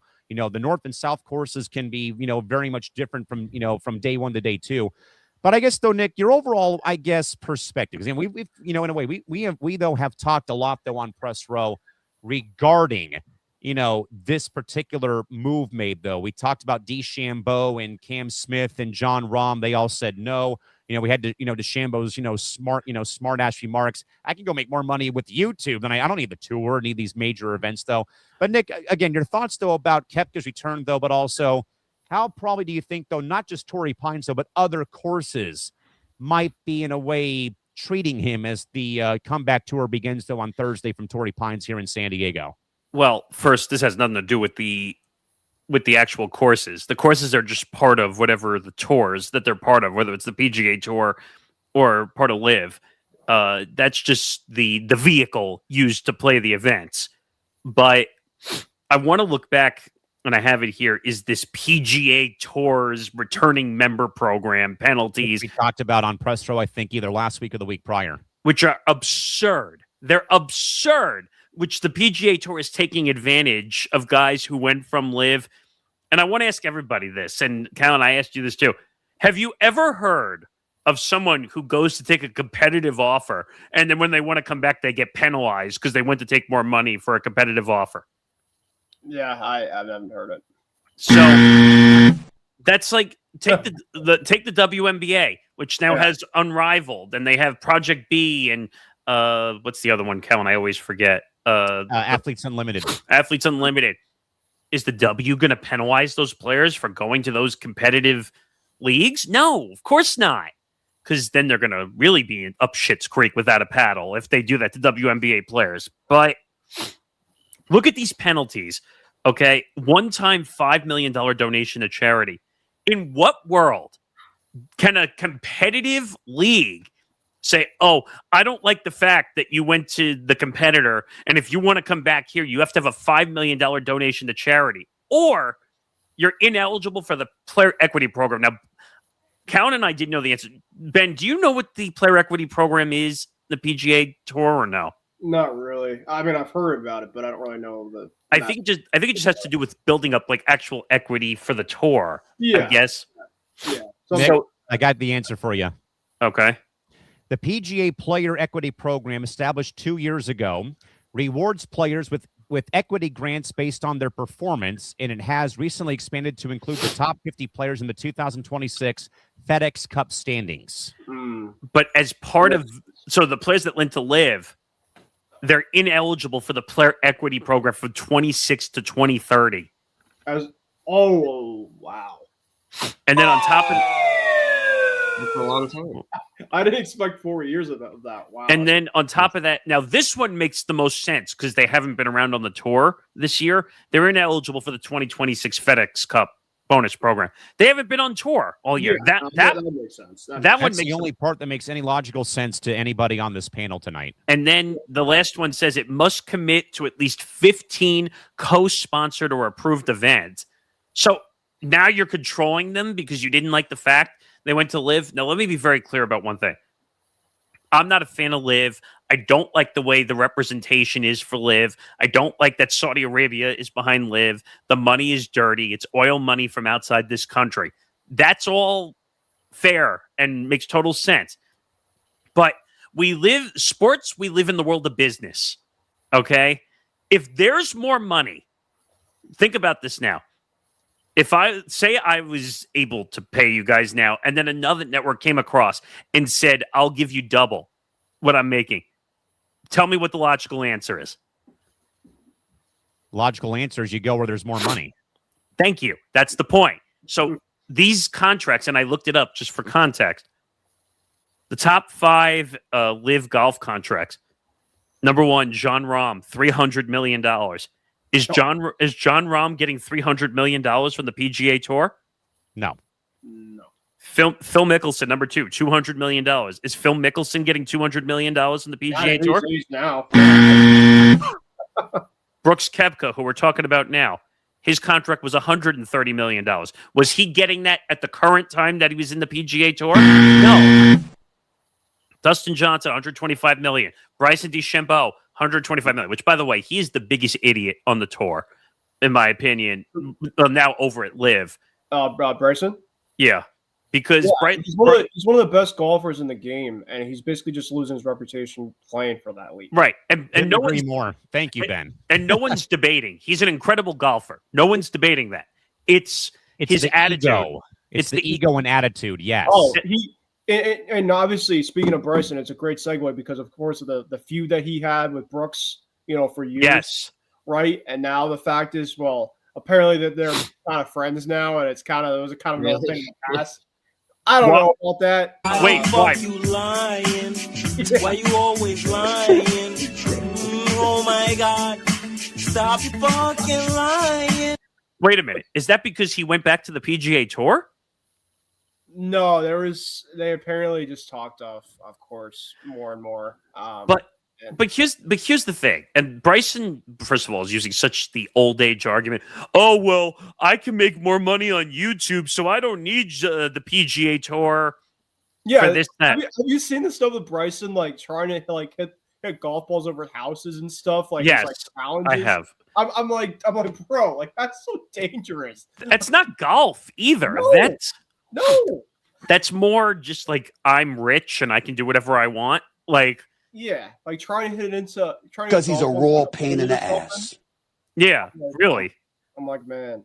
But and originally I had said, "Oh, is the YouTube argument a good one?" And then, of course, when I checked it out during our Press Row episode, he does have 2.5 million YouTube subscribers.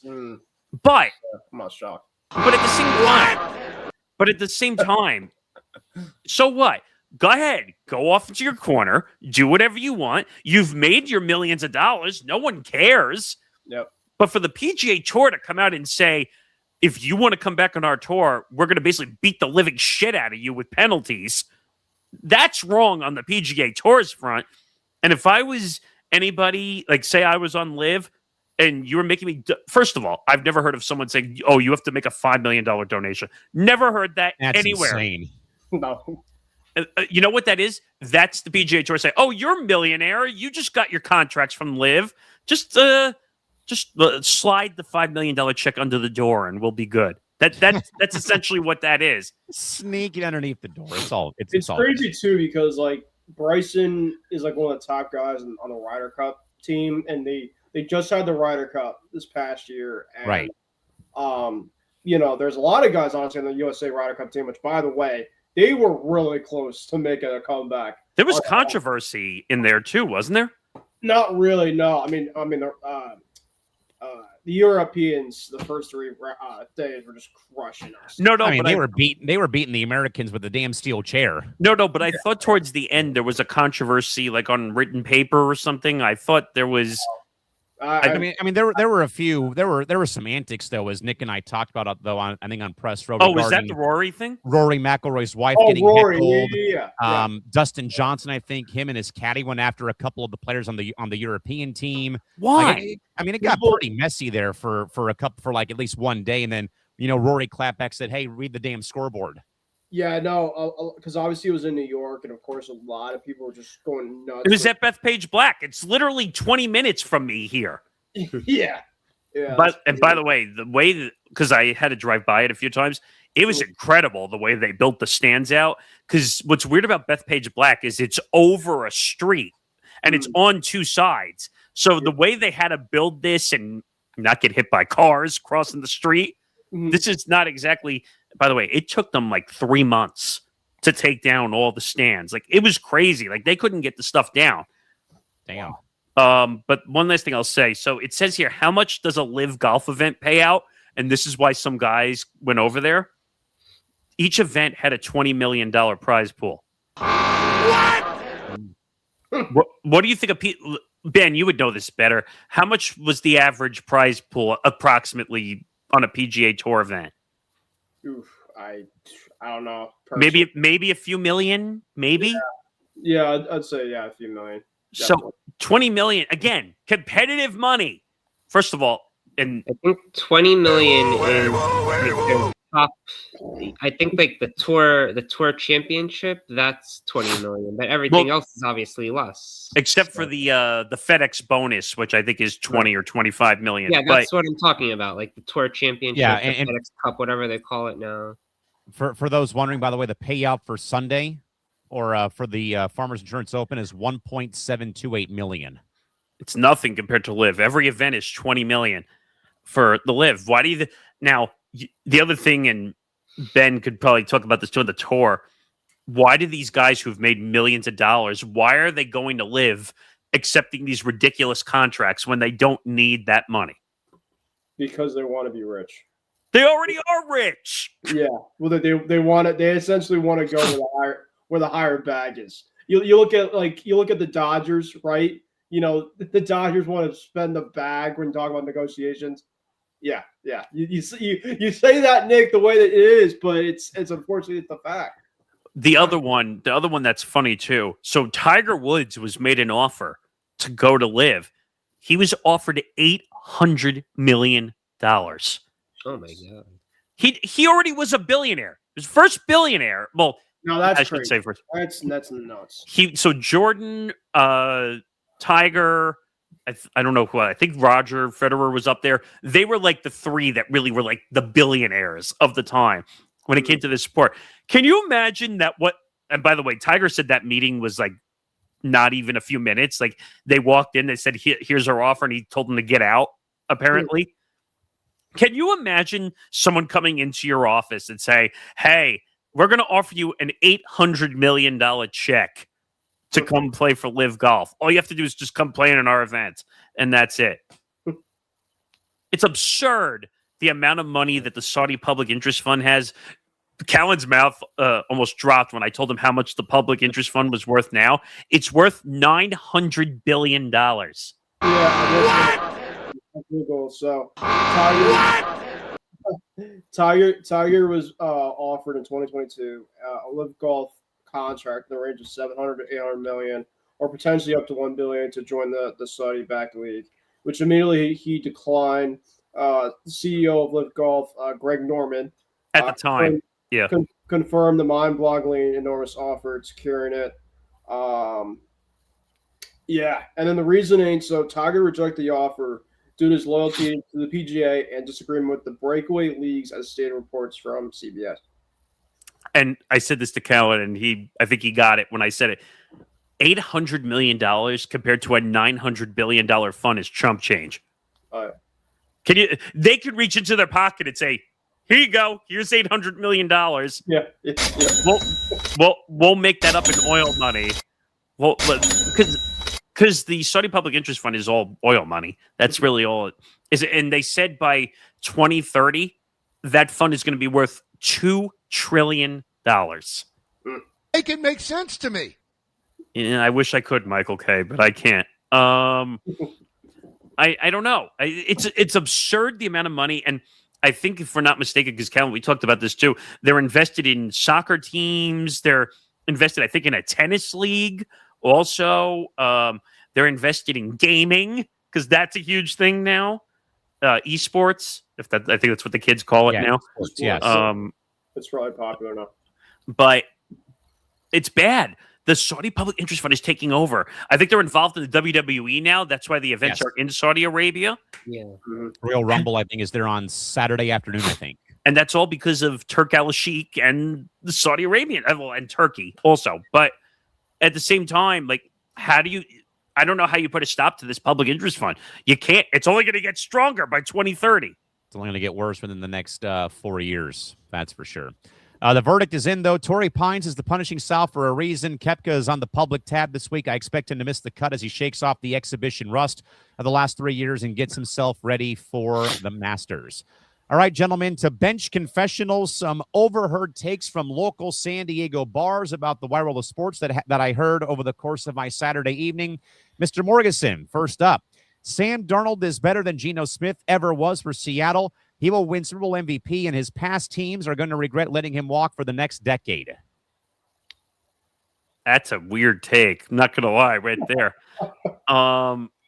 Well, Sam Darnold is way better than Geno Smith. I'm just willing to admit that point blank. Don't get me wrong. Did Geno have a good stretch in Seattle until he got hurt? And that was pretty much the end of his run. And then he got obliterated to Las Vegas. And then has never been the same quarterback ever since. And now he's probably never going to play football again. He crushes us for some odd reason, though. He looks at the Patriots and takes it personally. So if there's only one team he likes to play, it's us. You're right. For some reason, he always beat the Patriots. Every other team, and I took that personally. He did take that personally. No. Seriously, Colin, it's exactly right. It really is. Every time in Jets games, he beat the crap out of the Patriots every single time. Emotional damage. Yeah, but that's a wild take, kind of. My opinion. Sam Darnold will be the better quarterback. He's probably just for my own sake, I think that Seattle's going to win the Super Bowl. It's going to be a close game. I'm willing to say that. But I just think that Seattle has too many weapons. But he's obviously going to be better than Geno. Geno never sniffed the playoffs, so to speak, at all. So, except for that one run with Seattle. But, yeah, Darnold's going to be moons above Geno Smith. Ben, your thoughts? Yeah, I mean, I think when we talked about this on the lounge last night too, about Sam Darnold, Nick D put up a great point. Is the Vikings must be kicking themselves of losing Sam Darnold because of the way that the Vikings were, and obviously JJ McCarthy, no knocks on JJ, but I think that Sam Darnold really kind of put that team kind of back into relevancy, and then here kind of happened, a year later, and things kind of went back to shit, but. I think with Geno, if you pretty much put the Patriots with Geno Smith the whole entire season, then, maybe he could be an MVP candidate. But, obviously, it's only one game of 15-16, and it's a cycle. Basically, once he's done playing us, then he's kind of going back to typical Geno. And so I think, with Sam Darnold, I'm looking at Sammy D's stats, guys, from the last two seasons. And in 2024, he had a 63% completion percentage. Hold on. Sorry, this is a postseason. Sorry. Sorry about that. Okay, in 2024 Minnesota, so obviously the same season, he had his best QBR rating in his whole entire career. So that's obviously just going back, a year ago. This whole entire season so far for Sam Darnold, a 99.1. So what does that basically tell me? Everything before that, I mean, I look at the QBR ratings from the Jets. Everything basically outside of 2022 in Carolina, he had pretty much a 90, less in QBR rating. And his interceptions definitely have decreased ever since that he's gone to a decent, place where he could excel. And I think that he's taking a lot less sacks. He's using his weapons to his ability. And this obviously this is not a knock on Nick's Jets, but I think that he kind of had to get out of that dumpster fire, kind of the way that things were kind of going. And he went to Carolina and he did pretty well, but then he went to Minnesota. He basically went to some places where I think he's kind of a very good system quarterback, where he essentially can kind of go in, and if he has a good offensive minded type of system with a decent coach, I think he'd excel. And I think, with Seattle, I think that he went with guys like JSN, who's an offensive player of the year candidate, a really good running game. And a really good head coach that's defensive minded. So I think that, you put the right pieces for him. I don't know about that with Geno. I think that Geno just is very inconsistent. At least with Sam Darnold that for a fact that you can get a really good stretch of football. And if you can get a really good stretch with him, you can play with more higher confidence. So for me specifically, I think that it's more ludicrous than not. I think Sam Darnold, if he beats us in the Super Bowl, I'll give him credit. I know, of course, we've done really well against him, but that's, of course, when he was not the same guy when he was with the Jets. So I'd be very curious to see in terms of how he can, exercise the demons, I guess you can say, because he hasn't really had the success against us. But, yeah, that's what I'm going to say. Dino, your thoughts? Yeah, I mean, at this point, you'd have to say Sam Darnold is better than Geno Smith. Yeah, he I mean, if you think about it, he has slowly progressed in his career. He obviously with the Jets, he was horrible, but then again, who isn't horrible with the Jets? Carolina, he started out pretty well and then kind of just slowly, his season progressively got worse that year, if I remember. Obviously 14 wins last year with Minnesota before a horrible playoff performance. And now this year, he kind of just all put it together, both good regular season and good playoffs. And they're in the Super Bowl. And that's definitely somewhere Geno Smith has not even come close to being. So there's no doubt Sam Darnold is the better quarterback right now. The only thing I will say is I'm not sure if there's been that many cases where he's had to really go lead a game-winning drive just yet. So I'm interested to see if he can be put into that kind of situation, if he can come through. But that's just a credit to how good Seattle's defense and other weapons have been as well. I agree. Really, really quickly too with Dino's point is I think that Sam Darnold is going to keep getting better. I think that what we have seen this year, I think that he just has to stick with Seattle.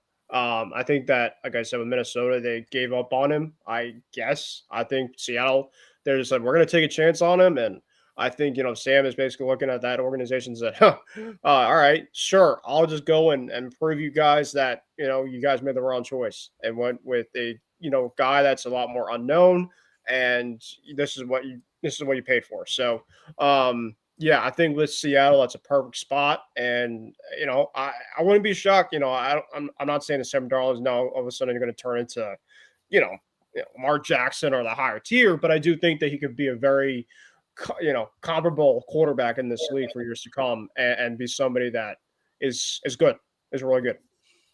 Ben, to you for confession too. The American Football Conference was a trash can this year. The Pats winning a title game with 86 passing yards is an insult to the game. They will get hammered by the Seahawks in the Super Bowl. Obviously, this is your team. Your thoughts? Yeah. I mean, listen, right? I don't care if it's 500 yards. I don't care if it's 86 yards. As they say in sports, you can take an ugly win better than a pretty loss. And with the way that this game was kind of happening, I feel like a broken record saying it by now is, 86 yards is terrible. I'm not obviously going to sugarcoat that, but the way that this overall game was happening, I think that the offensive-minded coach that we have in Josh McDaniels basically wanted to eliminate Drake as much as possible with having chances to throw the football in this type of weather.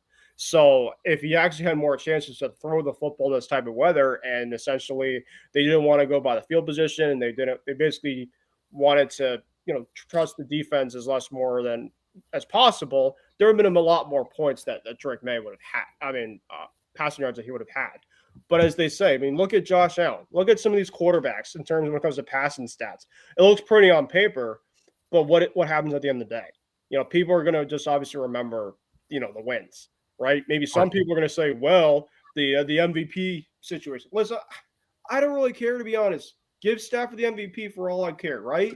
Yes. Because he deserves it, right? Drake's is in his year too. He'll definitely get his chance to. So, the AFC, right, this year, I think a lot of people are very happy to see the Chiefs be out for the first time in a while, because they, of course, had the fatigue from making the Super Bowl year after year for the last couple of years when the Pats were not in it, right?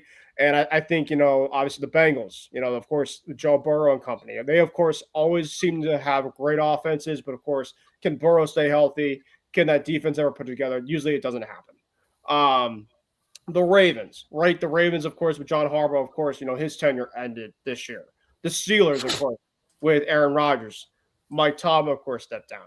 So a lot of things, a lot of turning around, this and that. The Patriots really, with a second-year quarterback, with a head coach that the Titans gave up on, they basically gave this as an opportunity to go into the playoffs. Basically, how Mike Vrabel pretty much said what he had in his press conference last year when he got hired, and said, we want to build a culture, we want to win the division, we want to host playoff games, and we want to have a chance to make a deep run. Everything he basically said so far has basically came true, crazy enough, and the Patriots have taken advantage of it. Of course, the schedule, of course, is kind of handed this and that. Like, all right, whatever, right? The Patriots are in this spot. I'm going to enjoy it because I'm a fan of this team. And I think that this team definitely is going to get started to hopefully become, and I'm not going to go crazy with dynasty talks, but I do think with a really bright future ahead. Dino, your thoughts? Yeah. So, if people are making a big deal about 86 yards, but I mean, it's a byproduct of the game they were playing. They were in blizzard conditions in the second half. So they changed their game plan. They decided we're not going to throw. We're just going to run. We're going to, play Mike Vrabel, he's a great coach. He's a student of Belichick. He likes to win with defense. He does make some conservative calls sometimes. So I think it was just his own nature that they changed the game plan to more of a running game. So of course Drake May was only going to have 86 yards. But let's not forget Drake May did also score their only touchdown. So he did have a big play. Down. He had a big play there where he found the hole and he ran in for the touchdown. So he still played well. He didn't make any mistakes. He just wasn't able to really pass the ball at all. In the first half, you got to give credit to the Broncos secondary. They were shutting him down. Yeah. But in the second half, it was a blizzard, so nobody could do anything. They couldn't even kick field goals. So in the end, defense and rushing won them that game. So that's just the byproduct of the game they were playing. So you can't really make a big deal about him only having 86 yards. Mr. Morgasen? Can you just repeat the take one more time? Because I just think it was absurd. What else is new? All these takes are absurd. The American Football Conference was a trash can conference this year. The Pats win a title game with 86 passing yards is an insult to the sport. They'll get hammered by the Seahawks in the Super Bowl in 2 weeks. You really want to look at the AFC. There was 1, 2, 3, 4, 5 teams that won 10 games or more. You're going to tell me the AFC is a trash conference? Really? Let's look at the NFC. 1, 2.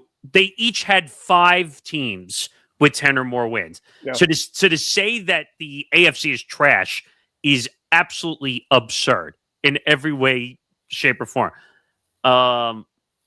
For Drake May, was it a tough game? Yes, it was a tough game. But at the same time, like Dino said, after the first half, you couldn't see anything on the field. It was snowing so hard that, I thought you were going to see fans start throwing snowballs on the field again to try to affect the football game. And CBS had to put the virtual lines up too, and people got ticked off about that too, apparently. Why? You can't see the yard lines on the TV. I don't know how they were. I don't know how the refs were spotting the ball because you couldn't see the lines. I think they have virtual measurements. I think they use on the field. And the CBS broadcast kept on mentioning in terms of the plays when it was in the snow. It was starting at this so and so, where we think that they have stats and info was having a problem getting the markers done for the broadcast because usually, and Callan, you would know this better, they have spotters usually that are on the field that can see, but the field, and by the way, I thought it was hilarious each time that they kept using leaf blowers to go across the field to leaf blowers. Yeah, exactly. And it wasn't doing oversized hair dryers. How can that be fun? Exactly. And it wasn't working. And usually these fields have the heaters below the field. Especially those weren't in Colorado, yes. And those weren't doing shit because the field was still covered. But at the same time, both teams, it was a fair game because each side had to deal with all the elements. It's not one thing too, really quick, I think a lot of people are not understanding with this is the altitude. Yes. It's worse throughout a game. And with the way that this game is going with the bad elements, it takes even a worser toll, I think, that people realize with the altitude included. Even if the altitude was really bad with good conditions, it still would have been tough. But you add that also cold. To that. Yeah. When you had the cold, Drake May looked like after the game that my mom was saying he looked like he had frostbite. with pretty much, with and I mean, I think that people have to understand that the altitude is just no joke. I mean, I've never been to Colorado, but I haven't either. I want to go see a Rockies game there because I'm a big proponent on traveling to MLB stadiums. But it's harder to breathe in colder air when you're running around. It is harder. And then, like Ben said, to add the altitude to it, being almost 5,300 feet above sea level is not helping the cause. The hallway for the away teams. I don't know if you saw it. There's really a sign that says, "Welcome to like the Rocky Mountain altitude" or something. Yes. Well, that's the whole psych out of you're a mile high above sea level. The Rockies, to Nick's point, have an actual purple ring of seats at Coors Field in the upper level that marks where you're exactly a mile high above sea level at Coors Field. But so you're telling me those purple seats aren't Grimace in Mile High? No, that was a Mets thing. I hated that whole Grimace thing. That's another point for another day. But I think Drake may deserve some credit going all the way back to the regular season for his performances. And I think people are forgetting that.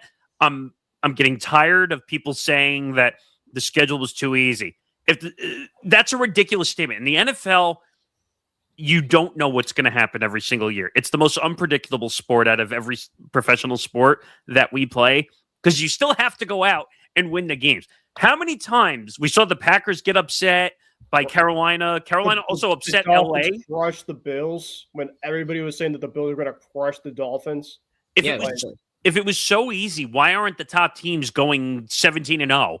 Like that's the point I'm trying to make. Because if it was so easy and predictable, all the top teams would win. The other teams would go 0-17, and all the big market teams would make it every single year. And Callan, I mean, you might disagree with this in a little way, but I hate to like put the Dodgers into the fact of like, because of course people are going to say the Dodgers should be able to go out and go 110, wins with spending all this money, and then of course, right, the narratives for all the Dodger fans like, well, heck, we were a couple outs away from being eliminated. So stop. Fair point, though. I mean, listen, like, I'm not saying this to defend like the Dodgers specifically, but like they do kind of have like a similar type of point of like you still have to play the games. Like Correct. It doesn't matter like what happens. By the way, I still have people on our TikTok account who are trashing me for that clip. What, the World Series one? Yes, that are still trashing me still. Saying that I'm a Dodger hater, and they gotta give it up. That's nuts. And I'm like, no, you nimrods! Like the Dodgers, I don't want to watch a $413 million salary cap team every single year who doesn't give a crap about salaries. But they're gonna say that your GMs have to spend more though. You got to watch for those Dodger fans to say that. So. Yes, because you have a hedge fund running you. I mean, and everyone tries to throw money. But in the NFL, it's the complete opposite. They don't spend any money on their players, and somehow they find ways to win. Oh, the Bills are going to have to do that now. That's a whole different issue. But yes, get out of the basement, you idiots. Go away. Trust me, I have a much thicker. I have a much thicker skin than most people, but. Callan, you agreed with me about the whole bias of Dodgers Nation over there, including your favorite broadcaster of all time. 2 more months until I let the Padres dictate my mood for 6 months before we have a lockout for the next 10 years. I mean, good Lord. Well, I'll ask Ben because Ben is a big baseball fan, including the team that's on his hat right now. I don't know how I'm going to watch baseball this year because the Dodgers are just going to run away with everything. Well, so I look at it in this way, right? As a baseball fan myself, I'm going to enjoy this season because I know what's coming the following year, and that's, I think, everybody is anticipating the lockout. So I'd rather watch baseball, even though I'm kind of anticipating what's going to happen down the stretch of saying, well, this is kind of boring, than to, not watch baseball in general, because then of course when baseball doesn't happen, I look at it, it's kind of like during COVID. It's like, now what? Like I'm sitting there twiddling my thumbs, like it kind of sucks. So yes, there obviously is a point of like do I want to see the Dodgers win it? Of course not. Like, nobody, I think, wants to, of course, unless you're a Dodger fan.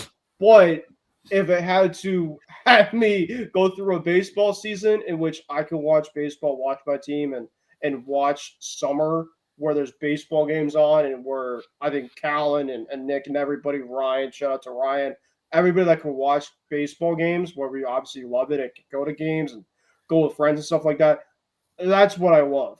So, like, I think a lot of people, of course, are just going to miss that overall feeling when you look at about a year from now, and we're, of course, talking about, labor disputes and other shit. Do you think that the Dodgers are going to get stuff thrown at them from the stands that are going to get booed the whole year?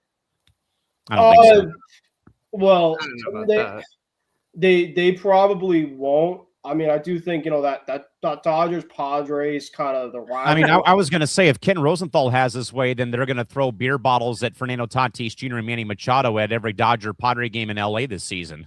Or if you had it Bob Nightingale's way, you would announce Yu Darvish's retirement before it really happened. I mean, it's the Dodgers Padres rivalry. I mean, those are some of my favorite games to really watch, Callan, just recently the last couple of years, because the Padres have just been that team that has been just kind of coming up in terms of what they have their franchise guys, and they basically kind of look at this Dodgers team as kind of the Avengers of, like, kind of showing like nobody could stop us type of mentality. But in terms of like the overall fan bases, of course, it's kind of, with the Red Sox and Yankees side of things, of course, like heated pre-old days, Nick, if you remember those, the real, like, early 2000s. Yeah. Like, I'm not saying like we're like kind of going away with it now with like the Yankees, right? Because the Red Sox obviously have had a lot of down years recently. Yankees, of course, have had some down years recently, but like the Padres obviously are trying to get that World Series chip for a long period of time, and they know for a fact it's like, you son of a you-know-whats that are ahead of us. We want to get you guys so bad. And if it has to happen where we have to go back and forth, I love that type of stuff. Well, by the way, now Toronto being a good team, I think makes that division better. I think in the AL East, because definitely. By the way, usually I would not say I felt bad for Toronto, but I felt bad for Toronto when they lost that World Series, because I think everybody did. They had it. I mean, I'm not a Blue Jays fan, but I was heartbroken for them. Like, I mean, Callan, you could not come any closer to winning a World Series than they did and not win. I mean, that'll go back. The one fun memory I remember from the playback days. Do you remember we sat through that whole entire World Series? What was it, Game 7? That was the best. That was the absolute best, man. That was one of the craziest. Callan, you and I sat through the rest of the game, if you remember. Yeah, that was one of the. I think we finished doing a basketball doubleheader, and then we flipped to the World Series that night, and it kept going and going and going and going and going and going. And well, I mean, it was incredible. It was the dumb scheduling done by Major League Baseball to put a game up against a doubleheader. Yeah. But you know what? That game, you and I think the game finally ended, at like 3:15 or 3:20 in the morning? Just after midnight on the West Coast, I think, yeah. So you guys are talking about that game. Game 7. Talking about the trick game, not the World Series. We did sit through the 15-inning ALCS game. We also, I think, sat through the ending, innings 9 through 18 of the Blue Jay Dodger game 3, I want to say, from Dodger Stadium. Right, yes, that game, yes. Okay, another thing I'm thinking about while we're talking about with baseball, which I do think is kind of a blessing in disguise that we kind of have this event, but I think if we do have the lockout next year, I think the blessing is that we get the chance to kind of have double baseball with the World Baseball Classic in March, and then we have baseball again for the summer, because it's like, okay, like, because U.S. this year, Callan, you've probably seen the USA roster this year for World Baseball. I did too. Nick as well. They definitely, if they can't win with this roster, I don't know if they'll ever win it like they haven't in a long period of time. The last time they won it was 17 when they beat Puerto Rico at Dodger Stadium, I think, because they finally beat Japan in the semifinals that year. See, so I have the roster here. So Cal Raleigh and Will Smith, both your catchers. Which, that's definitely unheard of. Bryce Harper, Gunnar Henderson, Bobby Witt Jr., Alex Bregman, Bryce Terang, Brewers, Ernie Clement, Blue Jays, Aaron Rodgers. Aaron Judge. Jeez, we're trouble. I'm in trouble. God. Aaron Judge, who is the captain of Team USA. Yeah. Corbin Carroll, Brian Buxton, Pete Crow Armstrong, who's been a really good player over the last couple of years. Kyle Tucker. Mhm. Kyle Schwarber's your designated hitter, which is going to be insane. I love that. And then listen to this pitching. Paul Skeens, Tariq Skubal, Yep. Logan Webb. I didn't know Clayton. It says Clayton Kershaw's on the roster. Is he pitching? He is. Mason Miller, Clay Holmes, Joe Ryan, Griffin Jacks, and David Bednar. And Nolan McLean, too, from the Mets. But that's insane. If that team doesn't win. Mason Miller's probably your closer, too, if not David Bednar. And I think Trout is on the roster, isn't he? I don't know yet. We'll see. Depends He on should his just health. be on it for fun purposes because I know he's obviously not the same guy, but he always seems Dude, to be talk about one of the biggest busts of a contracts of all time. If he just stayed healthy, though, that's the thing. If he could ever just put it together as a He reminds me of Griffey before having all the numbers, like crashing into walls and all that stuff. Like, but yeah, just that was just kind of my overall point is like getting the World Baseball Classic, especially right after the Olympics too. I mean, basically, remember you guys know with like the Super Bowl, they kind of had like that dry period for people that really just kind of like, it's all right, whatever. Now we have to wait for pitchers and catchers to report, and you got spring training, and then baseball's finally happening. Like this year is going to be crazy because you have. I mean, we literally have the Olympic opening ceremony next Friday. Oh my God! Is it really that soon already? Yeah, and then Tarico's going to pull Super Bowl duty and then primetime Milan duty on NBC after the Super Bowl ends on Sunday. But he's going to be in L.A. He'll be in L.A. or in San Francisco, what have you. One of the two, one of the three. It's right after in the post game. Cal's going to be bumping then for February. Wow. It's going to be great, man. And then you ride that all the way, to March Madness. And you got the World Cup as well this year. Canada, the U.S., and Mexico are hosting that. And then for more baseball, the Olympic Games in 28 in L.A. at Dodger Stadium. See, I don't know if I'm the only one with this opinion, by the way. I can't get behind the World Baseball Classic. I love it, but that's just kind of I can't get behind it, though, because of the injuries. That Edwin Diaz kind of ruined it for me completely, where I'm fine with it, but there's no right way to properly do it because when in the calendar can you do it without the weather being a factor over the offseason? Yeah, but to stupidly make that celebration, you get hurt, he loses a season. Like I will, so yeah, he's a Dodger now. I will just say, like that was a very Mets thing to happen because, so like I fully support people going to play for their country. And it would have been one thing if he got hurt while actually pitching, but he got hurt while celebrating. Well, that's what down like Bill Grammatica ripping his ACL. But that's what bothers me here, like that he was jumping up and down and celebrating, and that's how he gets hurt. And by the way, the teams are not protected if their guys get hurt in the World Baseball Classic. I don't know if the insurance kicks in on their contracts. So what type of insurance do you have if you send these guys to the World Baseball Classic? Yeah, who knows? With that, guys, let's get to our Pour One Out segment here. Nice to talk a little bit of baseball there. We'll skip over the last couple of topics that we went past the 2-hour threshold anyway. Guys, we're going to pour one out. As always, Pour One Out is our therapy session for the night. Mr. Morgasen, we're pouring one out tonight for Bo Nix, Matthew Stafford, Patty Pimblett's undefeated UFC streak, and Miami's home field miracle. Mr. Morgasen, who had the more heartbreaking exit? Matthew Stafford losing against the Seahawks or Carson Beck's game-ending pick in his own stadium? Ooh. I would say Stafford because Carson Beck and Miami were not supposed to win the game anyway. So that really doesn't mean anything. It was a much closer game. The spread was beat in the game. So if you want to give him credit on that regard, that's one thing. But Matthew Stafford and the Rams were supposed to make a competitive game. I don't know if they were the favorite in the game. I think they were the favorite in the game. Yeah. But no, they weren't. They were underdogs. It was like two. It was pretty much just pick 'em though. It was pretty much a pick 'em game, and everyone thought the Rams were going to beat Seattle because of Sam Darnold. But of course, I think I was one of 3 people in our forecast picks that had Seattle. But you know what? I think the Stafford one hurts more. He's 37 years old. If he had made the Super Bowl and won, I think he would have gone out on top and retired at that point. And Sean McVay, who has had an incredible coaching career, he's young. I think he's younger than 40 right now, right? I think he's like late 30s, I think. So he's got a long coaching career. There was rumors that he was going to go off to the booth for a year or two. He could have made a shitload of money going to the booth if he actually took the money. But yeah, I think it hurts more for Stafford than it does for Beck. Now, Beck has made plenty of money in NIL. I think he made like $11 million this past year. And by the way, did you guys see the video? What? By the way, Nick, Sean McVay just turned 40 on the 24th of this month.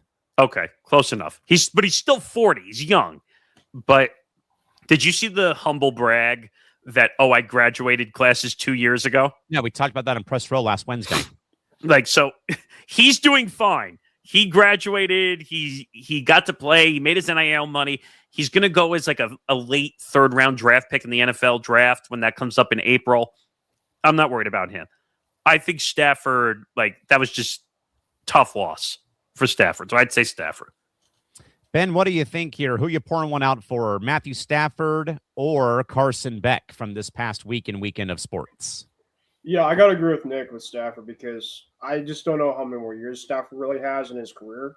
So I think that he looked at this as an opportunity with a really good offense. I mean, unfortunately, the defense really kind of let the Rams down. I think Tom and Nick and a lot of people on forecasts were really thinking that the Rams could be a team to go to the Super Bowl pretty much going to start of the year, pretty much with all the expectations. And in the second half, they just didn't seem to be kind of the same exact team for some odd reason with that secondary. And I thought with Stafford, playing the way that he's been playing, and of course, he's going to win MVP to me, even as a Pats fan, because he's just one of the best throwing quarterbacks in the game.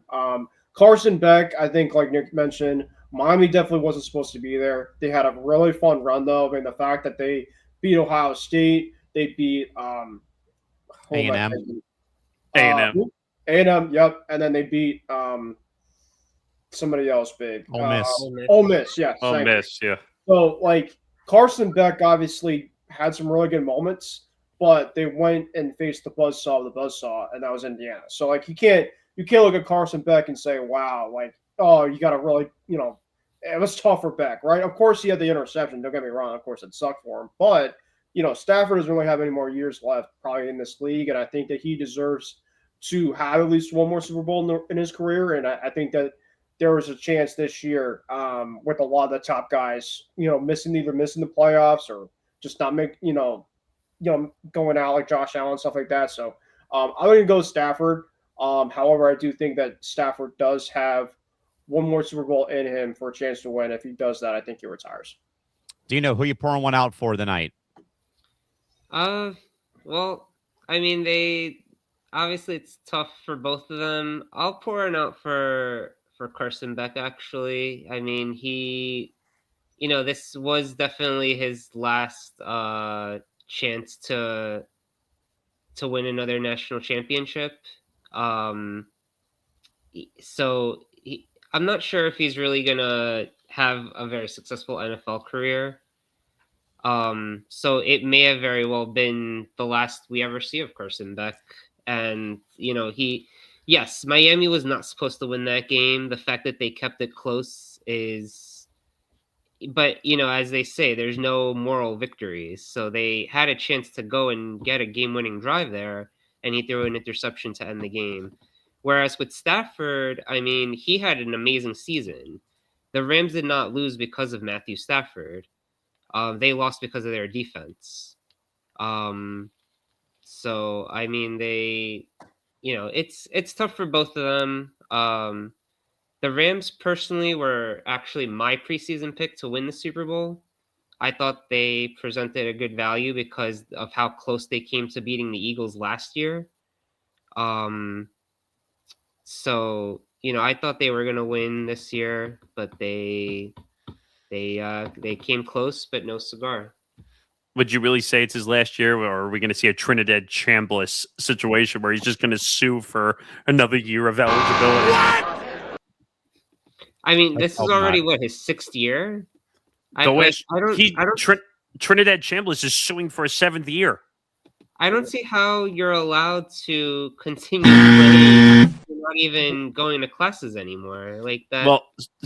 Well, yeah, his might be over, but I think by rule to collect on NIL, you have to be enrolled in at least 1 or 2 classes to accept NIL. Yeah, money. let him take a Harry Potter class. He'll be fine. Or a Taylor Swift class. Wouldn't be the first one.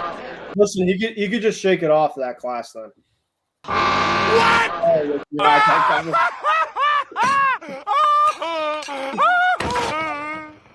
Ugh.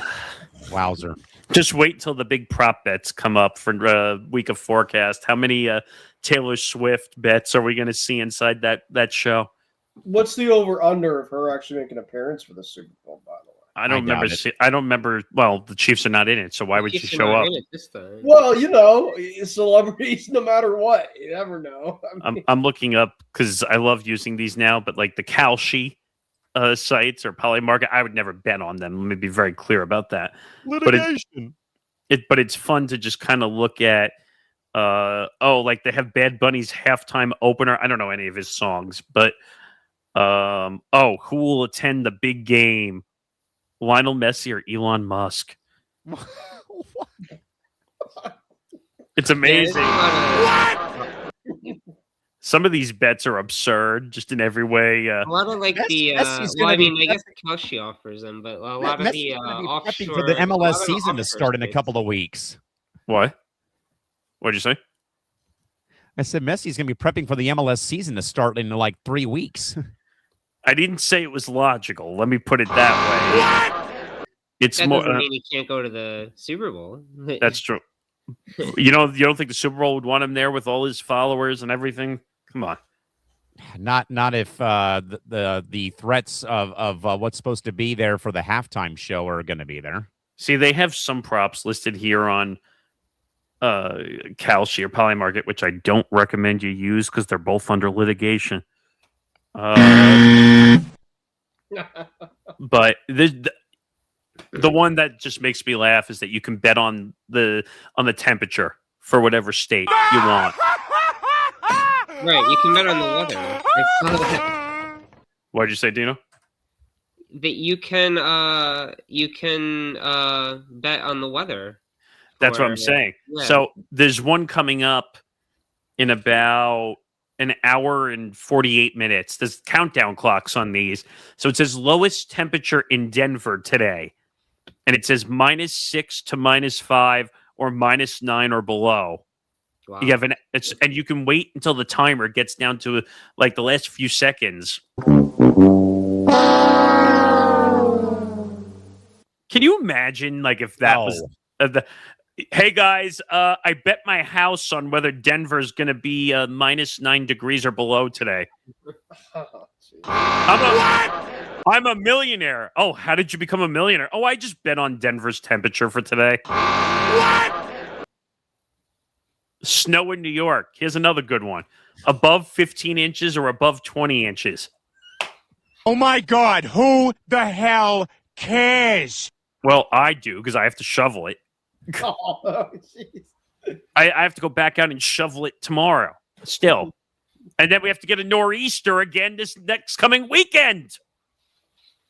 It doesn't end, does it? Well, how much snow did you get? Oh, I got around the same as you. Okay. I mean, at least I just want to say one thing. At least you were safe after what happened, though. Yes, I'm very thankful for sure, yes. Because there was some drivers do not know how to drive in the snow at all whatsoever. Because I saw it yesterday. Like people were fishtailing all over, doing 360s, not the good kind, just 360ing around in their car because they just don't know how to make turns on the ice. By the way, there was like an inch or two of ice on top of the snow when I walked out this past morning.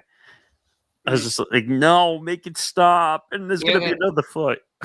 You're mentioning about like people driving in the snow. I remember this one time, this was like a few years ago. We got like a very rare like November snowfall. And it really wasn't much because, it was only November. So it was like very little. But I think just the fact that it was November, people were shocked that it was snowing. People like did not know how to drive that time. Like they were driving so slowly and like they didn't know how to turn. And I'm So like, you "We've clearly had have never snow been in to New York California before." when it rains, because nobody out here knows how to drive when it rains in this state. Yeah, I've heard that too. Yeah, like I've heard how much like the news overreacts when it rains in Top California. story. It's raining in California. Yeah. Well, my favorite part is that the apocalypse happens when a storm like this happens here in the Northeast area. Like, so Nico was telling me that they cleared out all the supermarkets of milk and eggs and bread. Like that happens every time when 4 inches of snow fall. Anytime the news says the word snow, then the supermarkets are empty pretty much. How do you know the supermarkets aren't planting that report? Maybe they want to make more sales. Just saying. You don't know. I mean, I think they look forward to the winter here in the Northeast because they know as soon as, like you said, as soon as they say snow, yes, we're going to sell more milk and bread and eggs, which means we have to get more. What don't you understand about more? God, I don't know. What do we have coming up the rest of this week? 72 and sunny in San Diego.